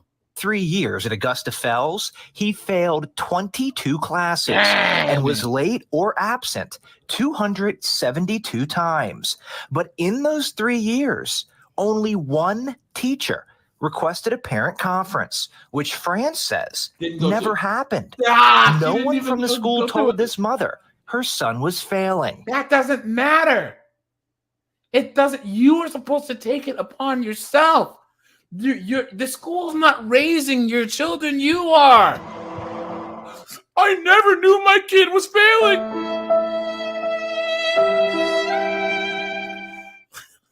I'm too dumb to realize that 50% is not passing. Come on, dude. Come on. And not going to class. Yeah. France's son, in his 4 years at Augusta Fells, earned a grade point average of 0.13. I didn't think that was possible. Oh no, that's possible. I played soccer with this kid. He had like a 0.2 or something like that. Yeah. Dang. Yeah. He skipped like all of his classes. Yeah. That's the credit that you get for actually signing the syllabus the first day or whatever. But his transcripts show his class rank is 62 out of 120. What? This means nearly half of his classmates, 58 of them, have a GPA of 0.13 or lower. He's a good kid. Oh, like he didn't deserve that. Okay. Guys. That's pretty base. You've been took. You've been hoodwinked, bamboozled, led astray, run amok. Come on, man. Come on. This is why, guys. Why is the race card not out? This is why, in my opinion, the Black American community is doomed. Until I see otherwise, we're doomed. Okay? This is why all these dudes are getting their passports or whatever, because this is what's going on in 70% of our community. 70%. Y'all are doomed. I'm going to Vietnam. And where is the mentors? Where is the help? Where's his father, you knucklehead? Where? Am I crazy here? Wait, should I say it? Oh, she didn't say it. Okay, I was like, let's give her some. Will, you muted yourself. I said, oh, let's give her some benefit and see if she says it, but where's the dad, you know? Will, come on, dude. You've been had. You've been took. You've been hoodwinked, bamboozled, led astray, run amok. You keep doing. You keep thinking that this person's gonna be accountable, and that's kryptonite. You know. This is happening to my child. Look at that tattoo. Look at that tattoo. She said, "My child," and expect everybody else to raise the child. So, I mean, there's a dissonance right here, like a great disconnect here. It's like you can't be your child when you expect everybody else to raise your kid. Yeah, and then what happens? They have to put on the show on the news. Because how often do you see women like this actually cry? And what do I say? Never trust a woman that's crying in public or on social media.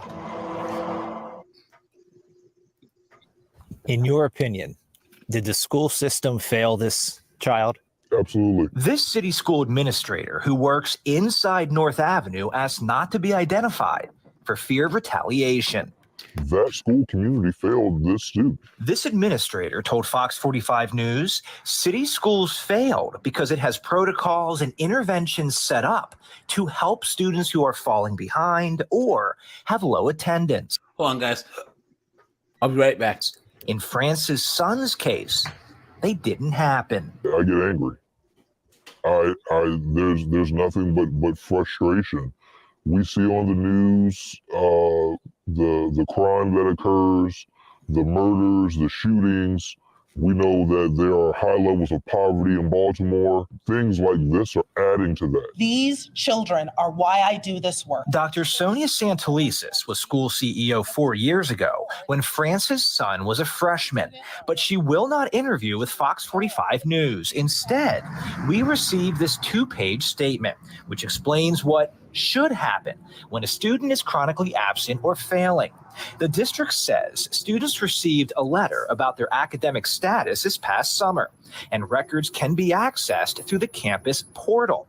When a student is absent, an automated call is placed to the number on file. The statement also said the school conducted recent home visits and the student's parent visited the school. But France says none of that happened. What this statement does not address is why France's son was promoted despite failing classes. It doesn't discuss his class rank or the 58 other students with a GPA of 0.13 or lower. Wow. But it does say North Avenue is reviewing actions that impacted student outcomes at the school prior to. Think about how crazy this is. How is this school still open? How do these teachers still have jobs? How? Half the school hasn't passed classes in years, and they still show up and get a check. Absolute clown world. To this year. It took a lot for me to just build the courage to do this. Like, if you were to talk to this mom, what would you say to her? You know, I didn't Close your legs next time. have a hand on this student, but I work for city schools, so he is one of my kids. Yeah, and that's funny that he probably still continues to work here, right, and get his check. I would hug her and I would apologize profusely. But you're still gonna stay there and get your check. and he feels embarrassed, like he feels like a failure. And I'm like, you can't feel like that. Oh, please. As if That was a lot. And you have to be strong. And you gotta keep fighting. You know, life is about fighting. You should have been fighting in those classes the last 3.5 years. Things happen, but you gotta keep fighting. And he's willing. He's trying, but who would he turn to when the people that's supposed to help him is not? Who do he turn to? His father? Oh wait. France has pulled her son out of Augusta Fells. He is now enrolled in an accelerated school program at another high school in West Baltimore. She is told if— Oh, here, let's send him to another school in Baltimore. That'll work. Come on, man. Come on. Oh, here we go. At this point, send it to Mexico. I know. I know. He probably learned faster. Look. Here.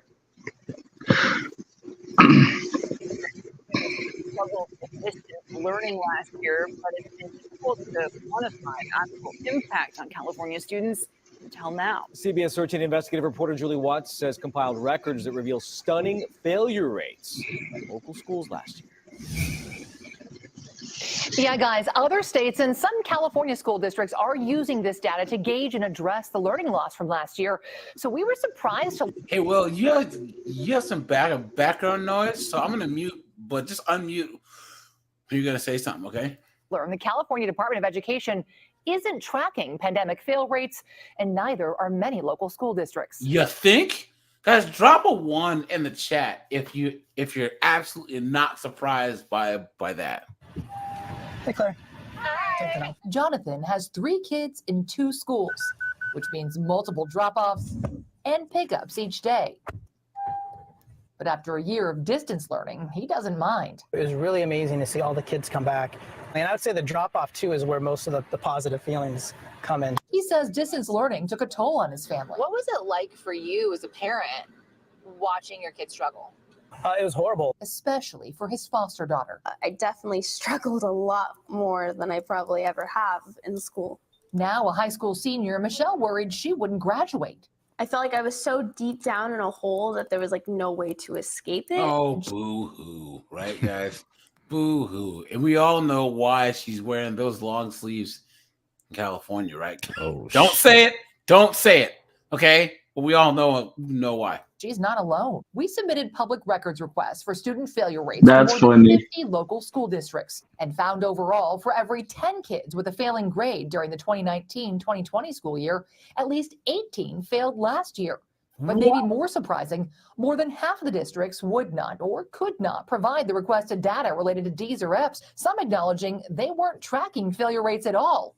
And neither is the California Department of Education, which said it is not surprising there is incomplete information in light of limited resources. But of the districts that did provide data, most reported roughly a third of their students failed at least one class, and more than 4 out of 10 students had at least one D or F. Whoa, there you go. California. I'm telling you, at this point, that state can just slide off right into the ocean, man. You surprised it was so hard? Except the place where Jameson is, because Jameson is pretty cool. For us to get that data, that some schools weren't even tracking fail rates? You know, not anymore. Nothing surprised me. Distance learning was so hard for Jonathan's family, he started the Reopen California Schools Facebook group, which lobbied to get schools back open in person and has now amassed more than 18,000 members. Here in California, we've had one of the worst responses. He points to national data that ranked California 50th out of 50 for in-person learning last year. Whoa. And when we compared 2019 in-person. Wait, hold on. I gotta look at this chart, guys. Where'd it go? Wyoming's the highest? Look, all the red states rank the highest. God bless Texas. Look at that. It was Wyoming, it was Arizona, Florida. That's Arkansas. Because Arizona is AZ. Arkansas. Wyoming, Arkansas, Florida. My business bad. South Dakota, Utah, Nebraska, Montana,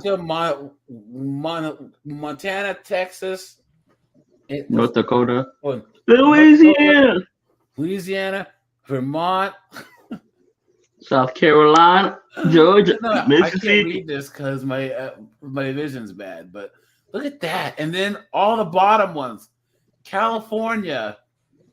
I don't know what this one is because it's Maryland, Washington, Hawaii, New Mexico. New Mexico. That I was about to New Mexico. If anybody's been to New Mexico, that is uneducated, single mom territory. That's Isn't a C. Robbins fly? If you're still in here, didn't you live in New Mexico? Yo, it's teen mom pregnancy central, bro. Look at that. Midterms, the fail rate at most schools more than doubled, and in at least one district, failures tripled. I definitely was one of those kids. I could not. Does she not brush her teeth, dude? Yes, in the suburbs. Look at that, dude. I'm disgusted now, bro. You gotta hit play, bro. I can't look at that, man. It's gonna mess me up for life.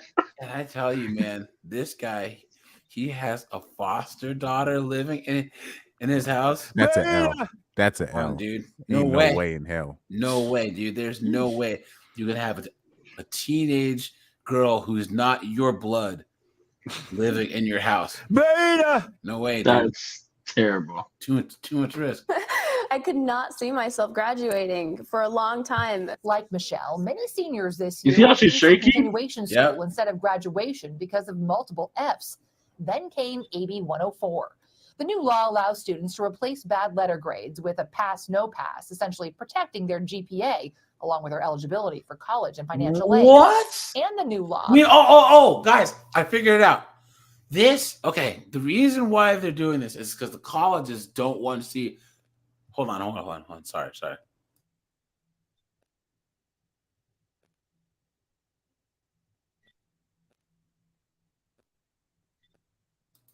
Hold on, guys.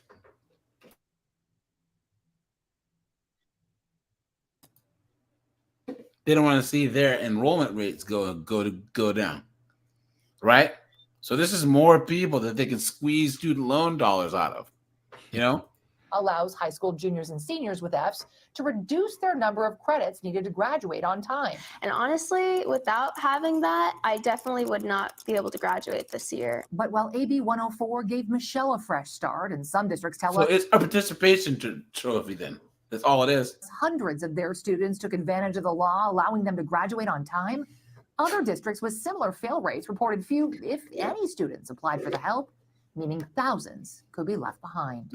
So they had a chance to apply for a get out of jail free card and didn't even do that. It appears right now no one is tracking how schools are implementing AB 104. Assemblywoman Gonzalez, the bill's author, tells us it became clear that some districts were far more effective than others at communicating to families about the options under the new law. Here we go. Back to Baltimore. Here we go. A stunning report from Project Baltimore showing the situation in some Baltimore City schools is dire. Now, usually our Project Baltimore report comes in a little later in our newscast, but tonight we need to bring your attention to this report. It's because it shows. We spent 40 minutes on Baltimore. I'm already like, jeez, if I lived there, I would back go crazy.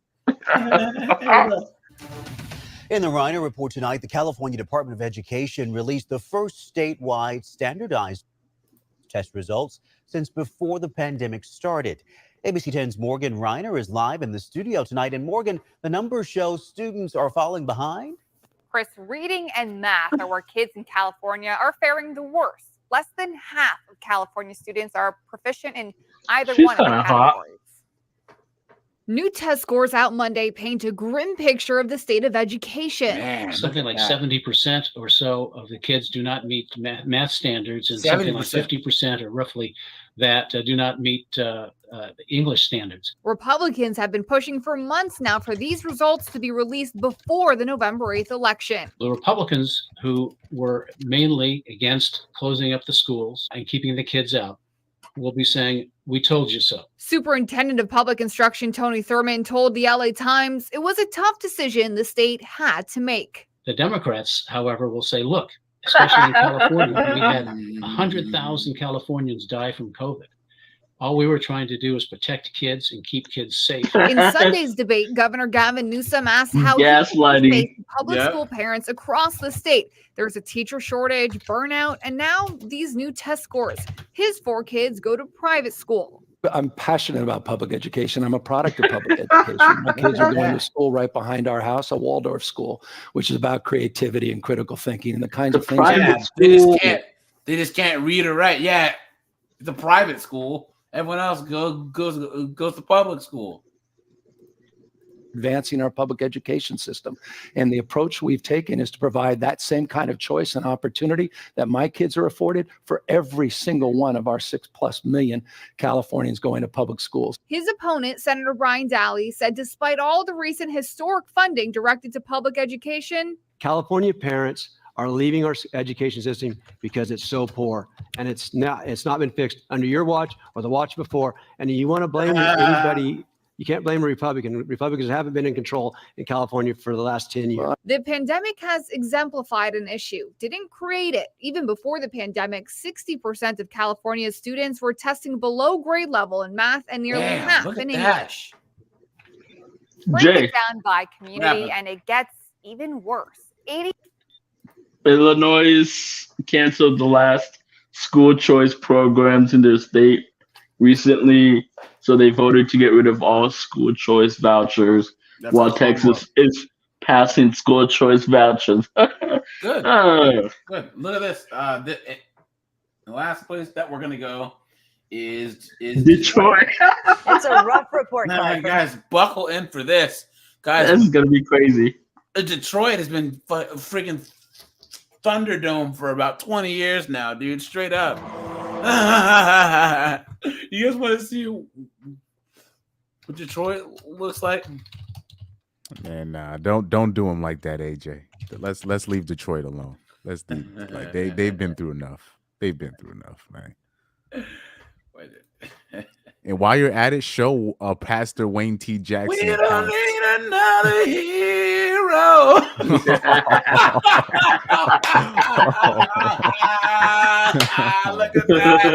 Look at that. Look at that. Oh, man. Look at that.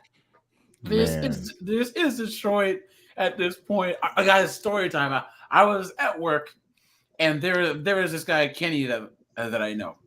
And now, Kenny was a cool dude, but he liked to dip his pen in the company ink, right? I said, yo, man, you can't be smashing these chicks at our job, right? But he was messing around with this girl who was a lawyer in one of the other buildings. So we were having lunch, and she comes and sits down. And who here has dated a black female lawyer? Guys, drop a 1. I pass. If you dated a black woman who's a lawyer. Not yet. Don't recommend it. I have a video called "Don't Date Lawyers," guys. It's really popular. Oh, actually, I've smashed a lawyer. So she just sits down at the table. All of us have were we're just having a good time talking. Of course, the moment she sits down, the whole energy of the table just goes to crap, right? She's automatically telling us to watch our language and blah blah blah. But someone said something about Detroit. And I said, man, it sucks that Detroit is such a shitty place to live now. And she's like, what is that supposed to mean? I'm like, well, Detroit, 40 years ago, it was a good place to live. Well, she's from Detroit. So all of a sudden, she tried to, and she was trying to like do that thing where like women try and like, bully you. Oh, look me in the eyes. And why are you saying that? I'm like, who are you? I said, look, I said what I said. I say it again. Detroit is a shithole. It is. It's the most abandoned city in the U.S. for the last 20 years. They have more buildings. They have more abandoned buildings than people. Yeah, but the history. I'm like, I didn't say anything about the history. I said the current state of Detroit is bad. She's probably not even a native Detroit person. You know how people like to claim these spots. Do you know how like it would be like me claiming Bridgeport, but like there's a like people live in like that's like people live in Aurora, Illinois, or whatever city in Illinois. And they'll live like 30 minutes from Chicago or 45 minutes from Chicago, but they'll still claim Chicago. That's usually what people do. She's probably it's sad to claim Chicago. I would have claimed Chicago. Even if I lived in Chicago, man, I would be like, oh yeah, I'm from Springfield. No, I was from Wisconsin. So I don't even want to be from Illinois, man. I'm from Ozaukee, Wisconsin. Don't put me with the clowns and Michigan's public education system after test scores for more than 100 schools come up short for the 2021-2022 school year. Here's what it all means. About 54 districts altogether will now be required to partner with the state to achieve better performance and graduation rates. Here's Fox 2's Ingrid Kelly with the story. Time for change. The Michigan Department of Education entering into partnership agreements with local districts that have schools scoring in the bottom 5% or have a 4-year graduation rate of 67% or less. The move impacting several schools in Southeast Michigan, including 25 schools from the Detroit Public Schools Community District, including Cody and Mumford High Schools and Brenda Scott Academy. Well, new this morning, State Superintendent Ryan Walters calling out one Oklahoma school, saying it has failed its students after a 6th grader approached his counselor. Man, she's a little bit long in the tooth, but hello, nurse. I'll do her so bad, bro. Oh, bro. Raising concerns that he couldn't read. It is tragic how poorly Oklahoma students read. 34%. Well, you're in charge, so Who are you telling? Of Oklahoma students as of last spring read on grade level, and in Tulsa public schools, 19% read on grade level. So the mother of this student says she's tried to work with the school to get her son help, but she claims teachers told her that they wouldn't fail him as long as he's trying. What do you think she looks like, guys? Oh no. My child's told me that Wait, on she's most white? tests that he is guessing the answers. In class, he is copying answers from other students. He is going every which way he can about to not let any. That tattoo on her neck, dude, and the eyebrows. Bro, she's like 60% black at that point. Well, you know, what's it like? They did like a study where they showed, I think, 60 or 70% of millennial or Gen Z women have tattoos. It's like 60 to 70%. Yeah. Like Wow, that's remember, depressing. yeah. Remember when back in the day, like the actual dangerous dudes would be the ones with the tattoos. Yeah. Now facts. it's now it's just it What's don't mean funny nothing is, no more. yeah, I don't know. You guys watch MMA? So Koreans are the Asians that have embraced tattoos the most. Like if you go to Korea, you will see like some millennial Koreans have tattoos. Usually not sleeves, but like small ones. You know what I mean? But in China, Korea, in Japan, criminals had tattoos, right? Like it's like a huge thing. Like if you had a tattoo, that's a no-no because you're a criminal. Now in places like Thailand or whatever, they're different, obviously, even though you still wouldn't see guys that have like sleeves, right? But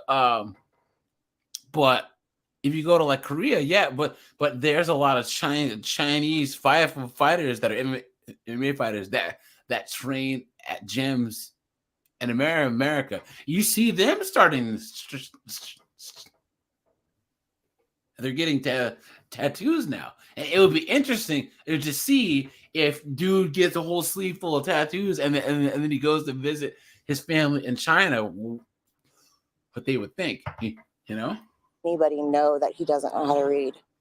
State Superintendent Walter says the school administration should focus on student performance and listen to parents. He says he's also pushing for nearly $100 million toward early literacy programs in the state to help students. CLOWNWORLD, guys, we've been almost all over now, and these schools are all failing everyone. Look at that. Houston. Where else? Yeah, but you know, it's hard to keep teachers accountable. I don't know what. Well, I don't know why, but you know, the teachers got to be held accountable, or whoever's running. Like, well, they'll write a letter to like the what do they call it, the superintendent or whatever, and then the superintendent won't even write the letter back themselves. They'll give them basically like a media statement. We are trying our best. It's almost useless at that point to even try to hold one of these people accountable. Yeah, I don't understand. And these unions just own everything, which, you know what I mean? If you want to sit there and not get paid, I mean, and get paid to do nothing, fine. But hold on, guys. All right, we can do. Is there a Connecticut story? I don't know. We can do one. Connecticut should be fine. There's too many rich people to be dumb. Okay, here we go, guys. We're gonna do one short 50 and 304s, because guys, once again, is there anything worse than some chick is talking trash to the cops, and then here comes Simp Bison. Here I come to save the day. Just try and save his little girlfriend, and he gets arrested too. Let's buckle in, guys. To a disturbance call involving two intoxicated individuals who are refusing to leave the bar. So you guys are together, right? You and her? We're staying in the same room. Okay, cool. All right, you guys are good. You guys are good. Yes. Any charges? Hey, you guys are good. It's all great. Oh, you He told him. See, look, he told them you can leave. Now, let's get out of here. Now, guys, drop a 1 in the chat if you think that these knuckleheads are just gonna get up and walk away, or a 2 if you think that hilarity is going to ensue. I'm sorry, man. You're very intoxicated, man. I'm not drunk. guys. No, nothing. I'm just emotional. Why don't you understand that? Lord. William. You think I'm drunk with us? I can't. I just have mental health issues. Is that her voice? Yo, Chris, you've never seen this video? Okay, Chris, No. I'm gonna drop you the link. Okay, at some celebratory event. It was the best stream ever, man. We have to We go had the over best this video stream. again. Matter of fact, I still have to clip that that us reviewing that. But hold on, I'm gonna drop the link to the best video, and it wasn't even I'm a 50 and 304 stream either, drunk or just crazy. Here we go. McKendy said, "What the F was that?" Yeah, that sound. Guys, do yourself a favor and watch this video right here. Pyro, Will, here we are again, dude. Look, guys. Didn't commit a crime. I didn't do anything wrong. So that's it. Have you had anything to drink tonight? Nope. Nothing to drink? Nope. I'm a very dramatic person, all naturally, boss. I just found out I had herpes.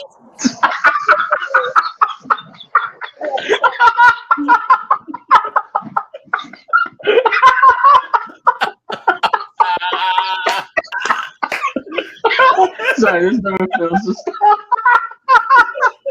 Every time I watch this, every time you it never gets old. Oh, and Will, this is you, man. Here we go. All you and your man together. Not for very long. What would I know? That's my person. I fucked it up. What? It's because I'm psycho. That's babe for real right there. Yo, guys. Hey yo, I got and then, Chris, and then he takes a knife to my face and he says, Chris, "Why she's crazy." so serious?" And yo, Will, Pyro, do you remember? Watch. Okay, keep this point. Yep. You guys remember? Watch. Look. She's got the same pose going. Man, but I know a lot of girls that act like this. So this is the thing too. I said I was gonna do a friendship live stream to talk about why men and women aren't friends, but the problem is when women cannot be friends. So when women are drunk or once they are on drugs, they act like this. People don't this is norm.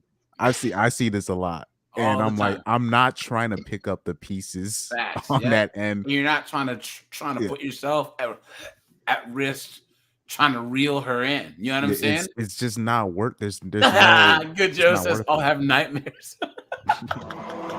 Guys, watch. Okay, we'll watch this last part. Yeah, keep on to my pen. Yeah. Please don't harass me. Keep on to. Please don't harass me. I didn't do nothing wrong. All right. What is wrong with that girl? Could you imagine? Watch. This is her trying to do the test. Because it's not up to your part. That's why you're pissed.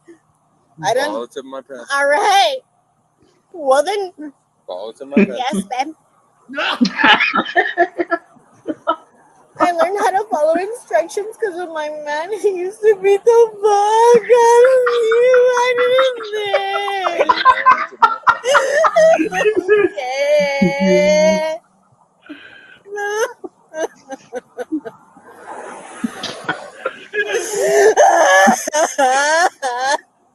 problem is with girls, like when they get drunk like this, they troll the shit out of the people in authority, and they just put you in very uncomfortable situations. Or they walk up to Big Butchie, the biggest dude in the bar. They're like, this guy is gonna mess you up. Like, whoa, whoa, whoa, whoa.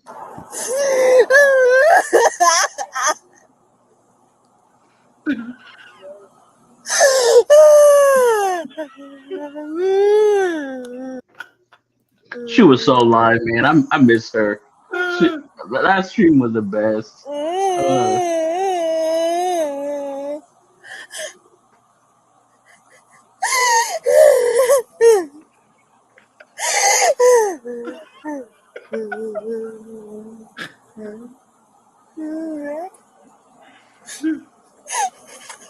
What? Who's that? No, I didn't mean to, bro. Why? It's okay. All right. Because I just finished saying that I imaginally walk crooked. I walk crooked. It's okay. No, I didn't mean to, bro. It's okay. I didn't mean to. Fuck, bro. Come on. Come on, dude. I didn't mean to. Bianca. Where's my Come over here. Come over here. Hey, don't touch me, fool. Come on. Let's go over Please here. don't touch me. All right. Anyways, guys, we'll have to go over this whole one again because I tell you, this is like the second time today that I watched. It's so not with the hurt dirt. I wouldn't know. Thanks, man. Hell nah. No. Hell nah. No. Okay, let's go. Come on. Just stop. We're good. Come on. Where are you? Nicole, right here. Whatever. Nicole, you have 5 seconds to go or I'm arresting you for disorderly conduct. You can put that on your camera. 1, go, 2. Oh, she's got me. 5. Ah! There it is, guys.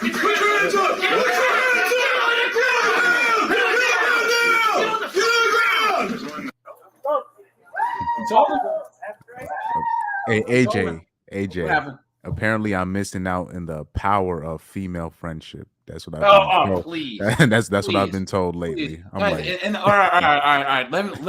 Let's settle this right here in 5 seconds. What would you ever call a female friend for in any time of any crisis at all? A dry spell. No, I'm joking. if you were stuck on the side of the road, you can't call a chick. If something falls on your leg, let's just say that you're like lifting a freaking load of bricks and it falls in your leg. She's not gonna get you out of there. You can't borrow money from them. You know, girls are friends with guys because it's a utility. It's a benefit knowing us. Simps will come and help them fix stuff around the house, help them change their attire, help them mount their TV, loan them money. You know what I'm saying? Yeah. There is no reason to have female friends as a guy. None whatsoever. There's no benefit to having a female friend. And I'm not saying, okay, a friendship is supposed to be mutually beneficial. What is beneficial? Someone, please. Chris, Pyro, Will, chat. What is beneficial about having a woman as a friend? I've had men literally be on my neck on this situation. I've especially ninjas. I can't believe this. Well, they'll one be word like, sums up those guys. yeah, it's just they'll literally. But I get some. She give me some food money from the leftovers from the Simps. I'm like, so you standing on leftover Olive Garden, leftover Red Lobster, and that's what you're putting on me. Wait, they're on the giving benefit. her money? That's why I was trying to. Food. Oh, hey guys, please no swear words in the chat, please, or they will shut down the stream. So now hold on. If those guys are bitters for real. I gotta show you these chats. A homosexual where you have girls paying your bills, you're sleeping on a girl's couch, that's different. That's different because then there's a tangible benefit for them having female quote unquote friends. Okay, but how many guys can actually be homosexuals where they're actually having girls buy them stuff, paying for their stuff? I'm talking like regular, everyday, regular, schmegular dudes. Okay, most guys, there's no benefit to having. You could have female acquaintances, fine, maybe a coworker from like a while ago that you like, talk to every now and then, or like, so like I have one friend that I've known for 21 years, and we talk on the phone like every now and then. So like we used to work together back in college, and like every now and then I'm like, hey, because she's a Seahawks fan. How you doing? But we're not like friends like that. You know what I'm saying? Like, that's not how it works. All of my best friends, my homies, my friends are all guys. That's how it works. I've never had a girlfriend to even like. I can't even imagine having a girlfriend. I mean, it would just be so annoying, you know. I just because then you got to hear all. Look, the reason why guys listen to their crap is for access to the JJs. If you honestly think about it, think about every single first date or first time that you actually kick it with a girl. The girls are not interesting at all. They're not. They're not interesting. They're not funny. They're not witty. And society has allowed them to have the hubris to believe that they're actually interesting and that they actually know things. Like they're all the same. You don't know anything about politics. You don't know anything about anything worth knowing. And what's even crazier is a friend of mine goes, my friend went to some comedy show and said, I'm like, you really trust the word of a woman about a comedy show? Seriously? Yeah. Yo, when I try to Corey, do you guys know who Corey Holcomb is? Yeah. Anytime I bring him up, it'll be so much butthurt women in the comment section. And anybody that attended a Corey Holcomb show knows why. It's because recently I brought a friend and her boyfriend to the Corey Holcomb show in New York. And she was like, I see why now. It's the abortion jokes. And that's his signature. And once Corey Holcomb starts going, once Corey Holcomb starts going in on them abortion jokes, it strikes a nerve to the average woman. I was that's what it is. At the Patrice O'Neill benefit that Bill Burr does every year for his family, and he was making abortion jokes, and all these chicks in the top rows got up and were like, yeah, and like walking out. It's like, well, you guys paid to be here, so he gets paid either way. But yeah, guys, I'm gonna say this.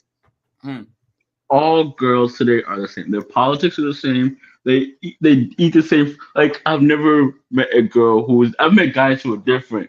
You know, guys who like biking, guys who like skydiving, guys who are into history. I've never met a girl who is different. They all like, I like shopping, I like makeup, I like what is that thing? The Libras or whatever.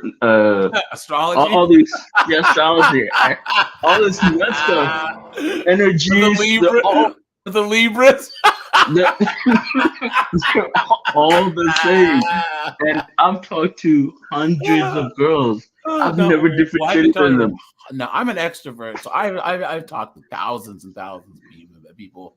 I make friends everywhere I go. I know a lot of the girls I know who don't fit the mold are foreigners, right? So I know girls from Eastern Europe. You know what I mean? I know girls from different parts of Asia, and a lot of them are into different things. And then I know girls that are from like Wyoming. You know what I mean? Oklahoma. You know what I'm saying? That are actually like not woke, but they kind of stick to themselves. Like, I know 3 girls at my job that are like conservatives or just not about the woke stuff, but they can't really say anything because all the rest of the girls, of course, they're all married, they have kids. You know what I'm saying? One of them's Mormon. You know what I'm saying? So that's what it takes. So I don't know. Those a lot of those conservative girls, they be capping. They be I'm sorry. I don't know, man. No, Chris channel be wild, bro. His comment section, the track cons. I remember I used to subscribe. And I went through these comment sections. I was just like, Chris threw headache. the gauntlets, man. And those MFers are coming for you, Chris. Yeah, but Will, They have it up for you, bro. Yeah, Will, you saw my I told you my comment section when I was talking about Riley Gaines and these people. They don't get it.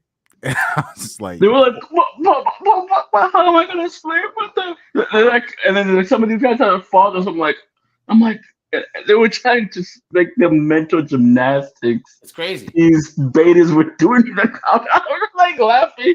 I was drinking a whiskey, just reading. I just didn't reply to them because I know they're already stuck in their ways, and they're like, I must save the woman. Here's the thing. Top G said it the best. He said, look, tradcons get angry because there's a lot of red pill guys that they do the whole James Bond thing. They are the guy the guys want to be, and the women and the guy that the women want to be with, right? You got Tucker Carlson and Ben Shapiro, these dorks who are sitting behind these desks and they're talking about do your godly duty and all this foolishness. And then you got like Top G and all these dudes driving nice cars and private jets and banging chicks. That's what most 15 to 18 to like 25-year-old dudes want to do. They want to get rich, make money, bang chicks, travel. That's what they want to do. You know what I'm saying? Even if they wanted to get married, they can't in the West because they've seen uncles, fathers, grandpas. Every generation of men have been raked over the almighty divorce court. But the tradcons want to corner the men's empowerment market.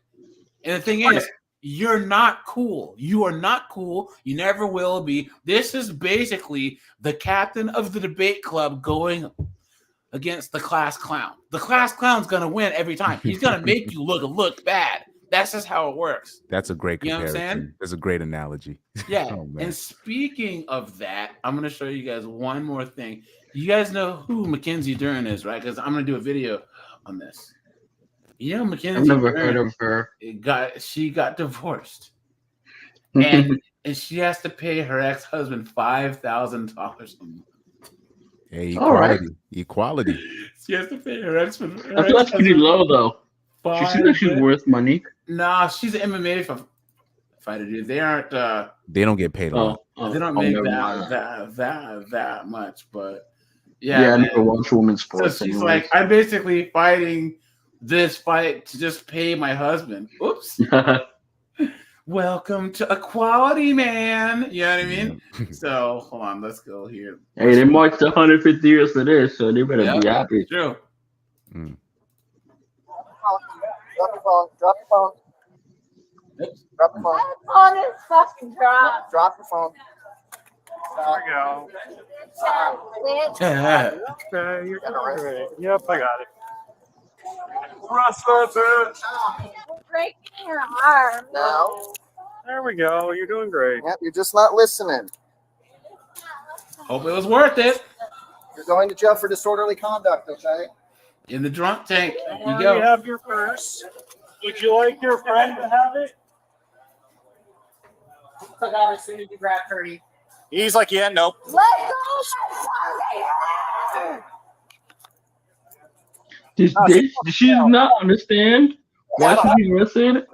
Look at that. Look at that. Uh-oh. Look. Oops. Her friend just got himself arrested too. Let go of my goddamn hair.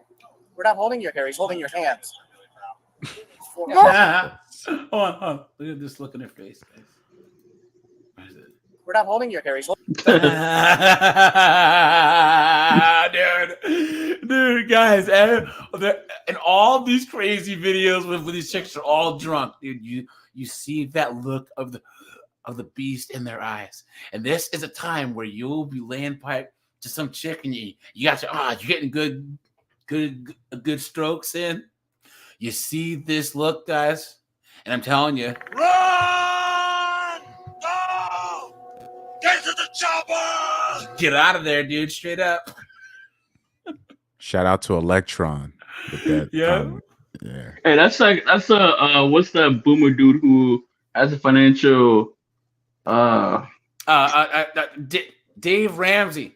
Oh, yeah, the Ramsey guy. Me, TradCon. He was like, men are not going to work, and my 401k is not gonna keep going to this guy, and I can't.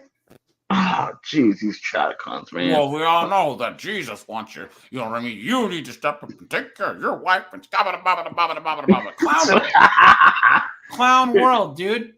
I tell you, and they claim to be masculine and strong. When guys, in today's modern society, a strong masculine man knows that he has choices. And he has to put himself and his own interests first. Because if you aren't the best version of yourself physically, economically, socially, what good are you to anyone else? And if that means that you just want to be a bachelor for your entire life, that's fine. That's your choice to do. But this whole we have to shoulder the mistakes of people, that's like Moist Watkins. We need to take on the single moms. Beta. We need to clean up the mess of other men. Beta. Only a real man would step up and clean up another man's mess. Beta. Clown world. Man. Will, what were you saying? I said that only a weak man would get married in a system where like the other partner is paid to leave. You cannot say that you're a strong masculine man if you're going to get into a contract where somebody gets paid to break that contract. That's not as strong. That's a bad business deal. If I came up to you and like, let's start a business together, and if I want to leave after 2 years in the business, I can take half of the business and just basically bankrupt you. Even in the most basic sense, any man that has to use shaming tactics, because think about it, TradCons use the same a real man would shaming tactics just like a woman would. Yeah, literally. They're like male feminists. I mean, they're like the same side of the feminists. You know how they shame man. They just do it from the other side. Yep. And it's just for the benefit of women. That's true. At the end of the day, they all want to benefit women and want men to be slaves to the almighty bosses and women. But here's the thing, guys. You can't save everyone. When they said, "Oi, iceberg, right ahead," and the Titanic slammed and the thing, us red pill guys, we were the ones who would have got straight on them damn boats. And the thing is, guys, if a guy chooses to get married and put himself in a bed, listen, hey, he has the choice to do so. That is nothing in Vietnam with me. What I'm saying is that look, it's about choice, right? Right. And giving people the most informed choice that there is. But TradCons say, "Oh no, there is no choice. We have to. You're not a real man unless you take on blank." No, clown world. Holding your hands. You're a prick. I know. That was funny. You're a fucking womanizer. Well, You're a rapist. Yo, you're saying everything wrong. Jay, if BT was a walking person. She went to Reddit like Me Too thing after before this announcement. Dude, this is gonna be regurgitating the BS. Her 15 minutes of fame, dude, right here. Okay. How many I don't know. 420,000. Really? You want to do? She spit on him. Oh no! Oh, you just got to look at this look, guys. Really? You want to do that? Yeah. Good try. Gosh. I've been fucking. You know what? And you know that if this cop was black, that she'd be dropping N-bombs too, right? Yeah, those are facts. Okay, you're both going to jail. You're both going to jail. That's a threat. Hello. Hi. Put the spit hood on her. That's a threat. Yeah, I want to get a female to search her real quick. Yes, good job, guys. Guys, give this guy a round of applause.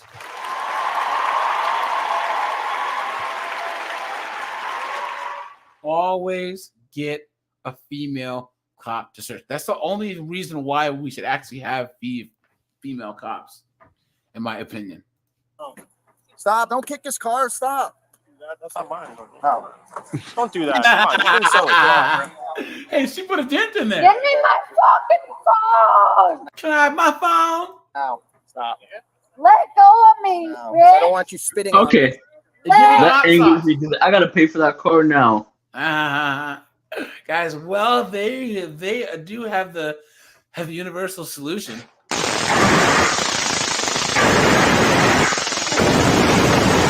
Right there, dude. Go of me, you abusive bitch. I don't want it unlocked. Yeah, the door is open. Put her in. Let's go. I don't want you spitting on me. You'll be charged, bitch. Well, actually, you're getting the charge. Did she spit on you? She didn't have any saliva. Nobody spit on shit. She said, guys. You think I'm drunk, but that's not it. I just have mental health issues. All right, relax. You got small wrists. I want to make sure. Let go, you abusive bitch. I've been married to FBI for 20 years. We don't work for the Oh, you want to? We don't work for the FBI. Sit in the car. Yeah. You don't know? How does someone go out in public and get that drunk? Oh, Sit in. you ain't privileged, bitch. You're right. Stop. Nah, like he's talking to a kid. Get her the hot sauce. Will you stop fighting? Stop. Why are you so angry?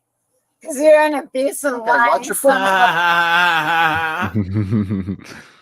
You know why she's so angry, guys? I'm a very dramatic person, unnaturally, boss. I just found out I had herpes. My man broke up with me. And I just got burned $250.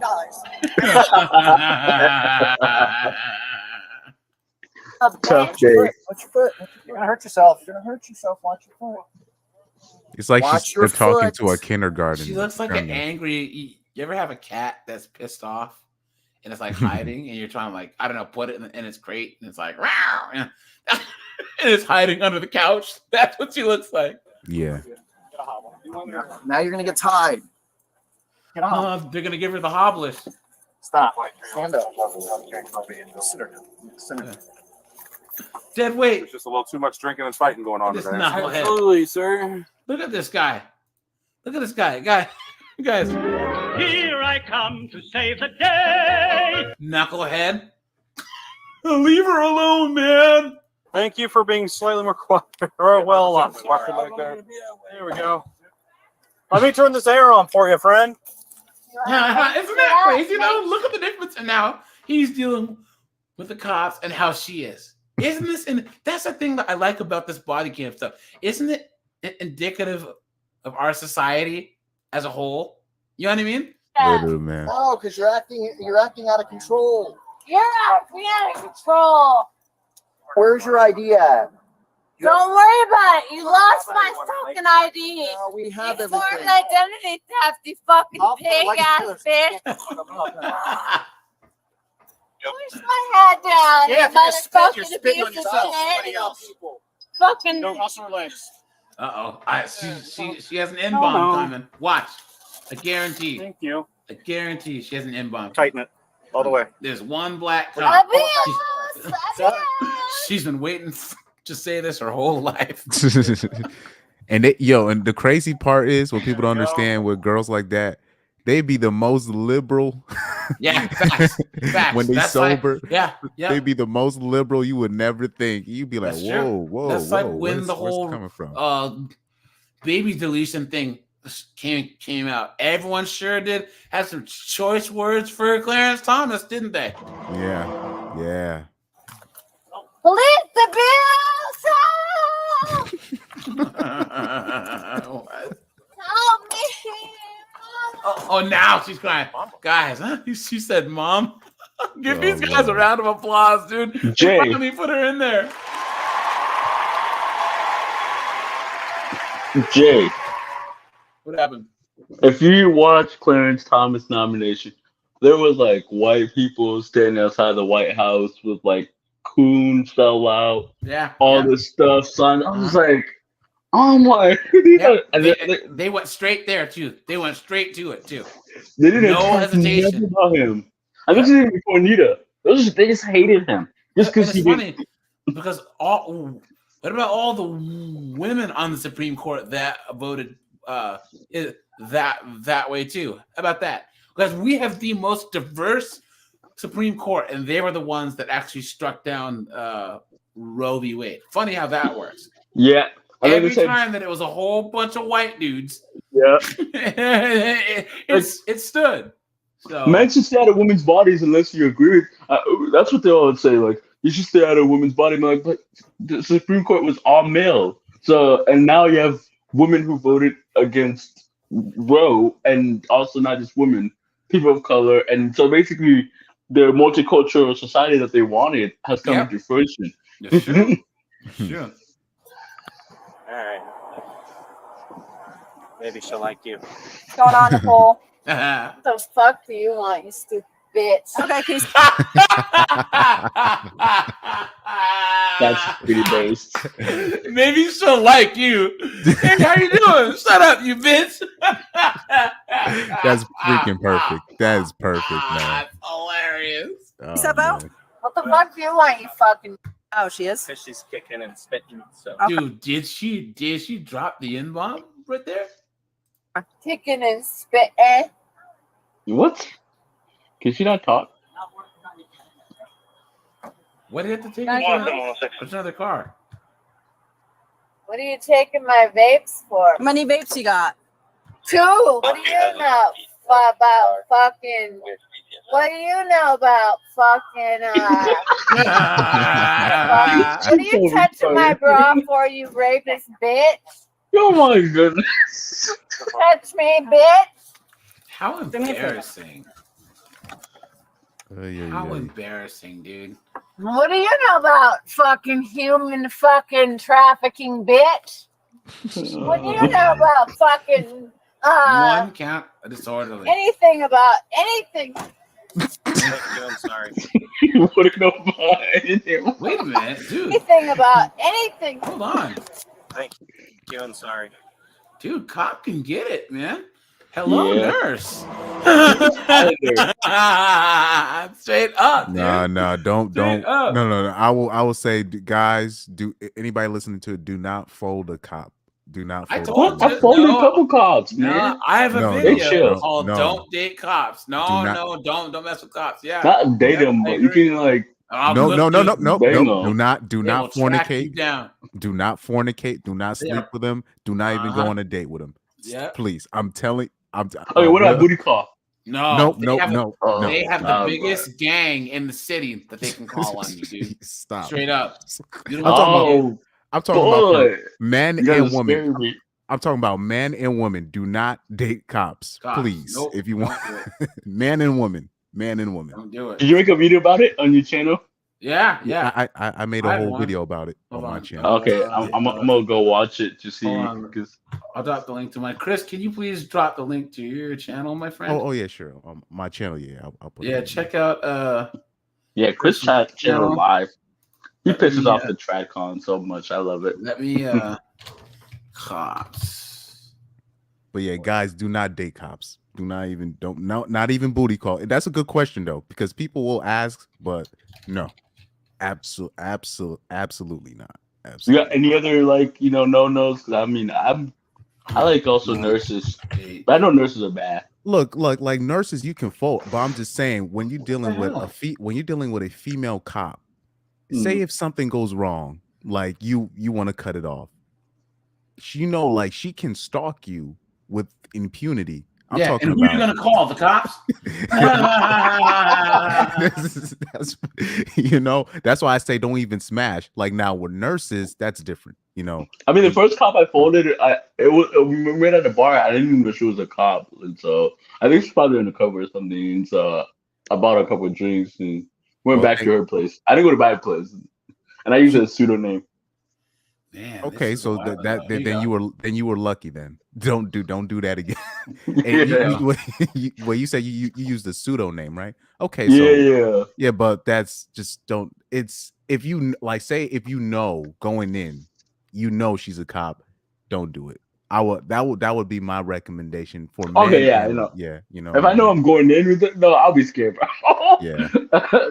Yeah, like just no. And looking back, I was talking about some serious like crime stuff, man. So I was just like, now I think she told me the next morning like she had to go to work, and then I was like, "What do you work for?" She's like, "Oh, this PD." I'm like, "Whoa, what?" Yeah, I wouldn't do it, man. I wouldn't do it. Yo, too many It's horror not- stories. Too many It's horror just not stories. smart, man. Yeah. Seriously. No, but what is it? Let's see. What do we have here? Okay, I'm about to put my That's a second. Well, yeah. Don't date lawyers, psychology majors, social creatives, workers, hairstylists, nurses, single moms, military chicks, the artistic, creative types, social workers, anyone that calls himself an alpha female. Don't do it, man. I need a list of like who I can booty call and who I can't. I don't date them. Like I have never. Oh, nurses are great side chicks, but Oh, yeah. you know, Amazing. but in terms of relationships, no. But like for booty call, yeah, you could call, I guess, because for me, because my go-to is nurses for booty call. I'm not even gonna lie, but I've messed with some musicians, fellow musicians, fellow well, not fellow, but I know a couple teachers. Yeah, when I was in Nashville, Social workers, social workers. Yeah. Social workers, they make decent side chicks. Dude, if you just want to smash a bunch of white chicks, just go to Nashville, dude. Yo, everyone I know, every single like not white dude I know said Nashville is Becky heaven, and I grew up in Seattle, and that's Becky heaven, dude. Straight up, man. Nashville's amazing. More white chicks. I swear to God, dude. But like, dude, Nashville, these country bumpkins leave their freaking morals at the city limits. That's why they call it Nash Vegas, Yeah. So, yeah. But all right, you guys, I'm gonna sign this bad boy off. I appreciate you guys. Send the asteroids on Sunday at 9 p.m. Eastern Standard Time. Hit up the email. You guys going to be on the panel early because remember, I was trying to do like a 20-minute, 30-minute kind of thing first before opening up the lines. We are going to talk about women being useless. Okay? We're going to talk about all the top jobs that women do and how they don't contribute to anything. We're going to talk about the Iceland strike. We're going to talk about all this stuff, all these things that these women claim to do that are important. That honestly, if they stop working, no one even notices. So, all right, you guys, I appreciate you. Make sure you are subscribed, and I'm out of here. Thanks for having us. Take care, guys. Take care.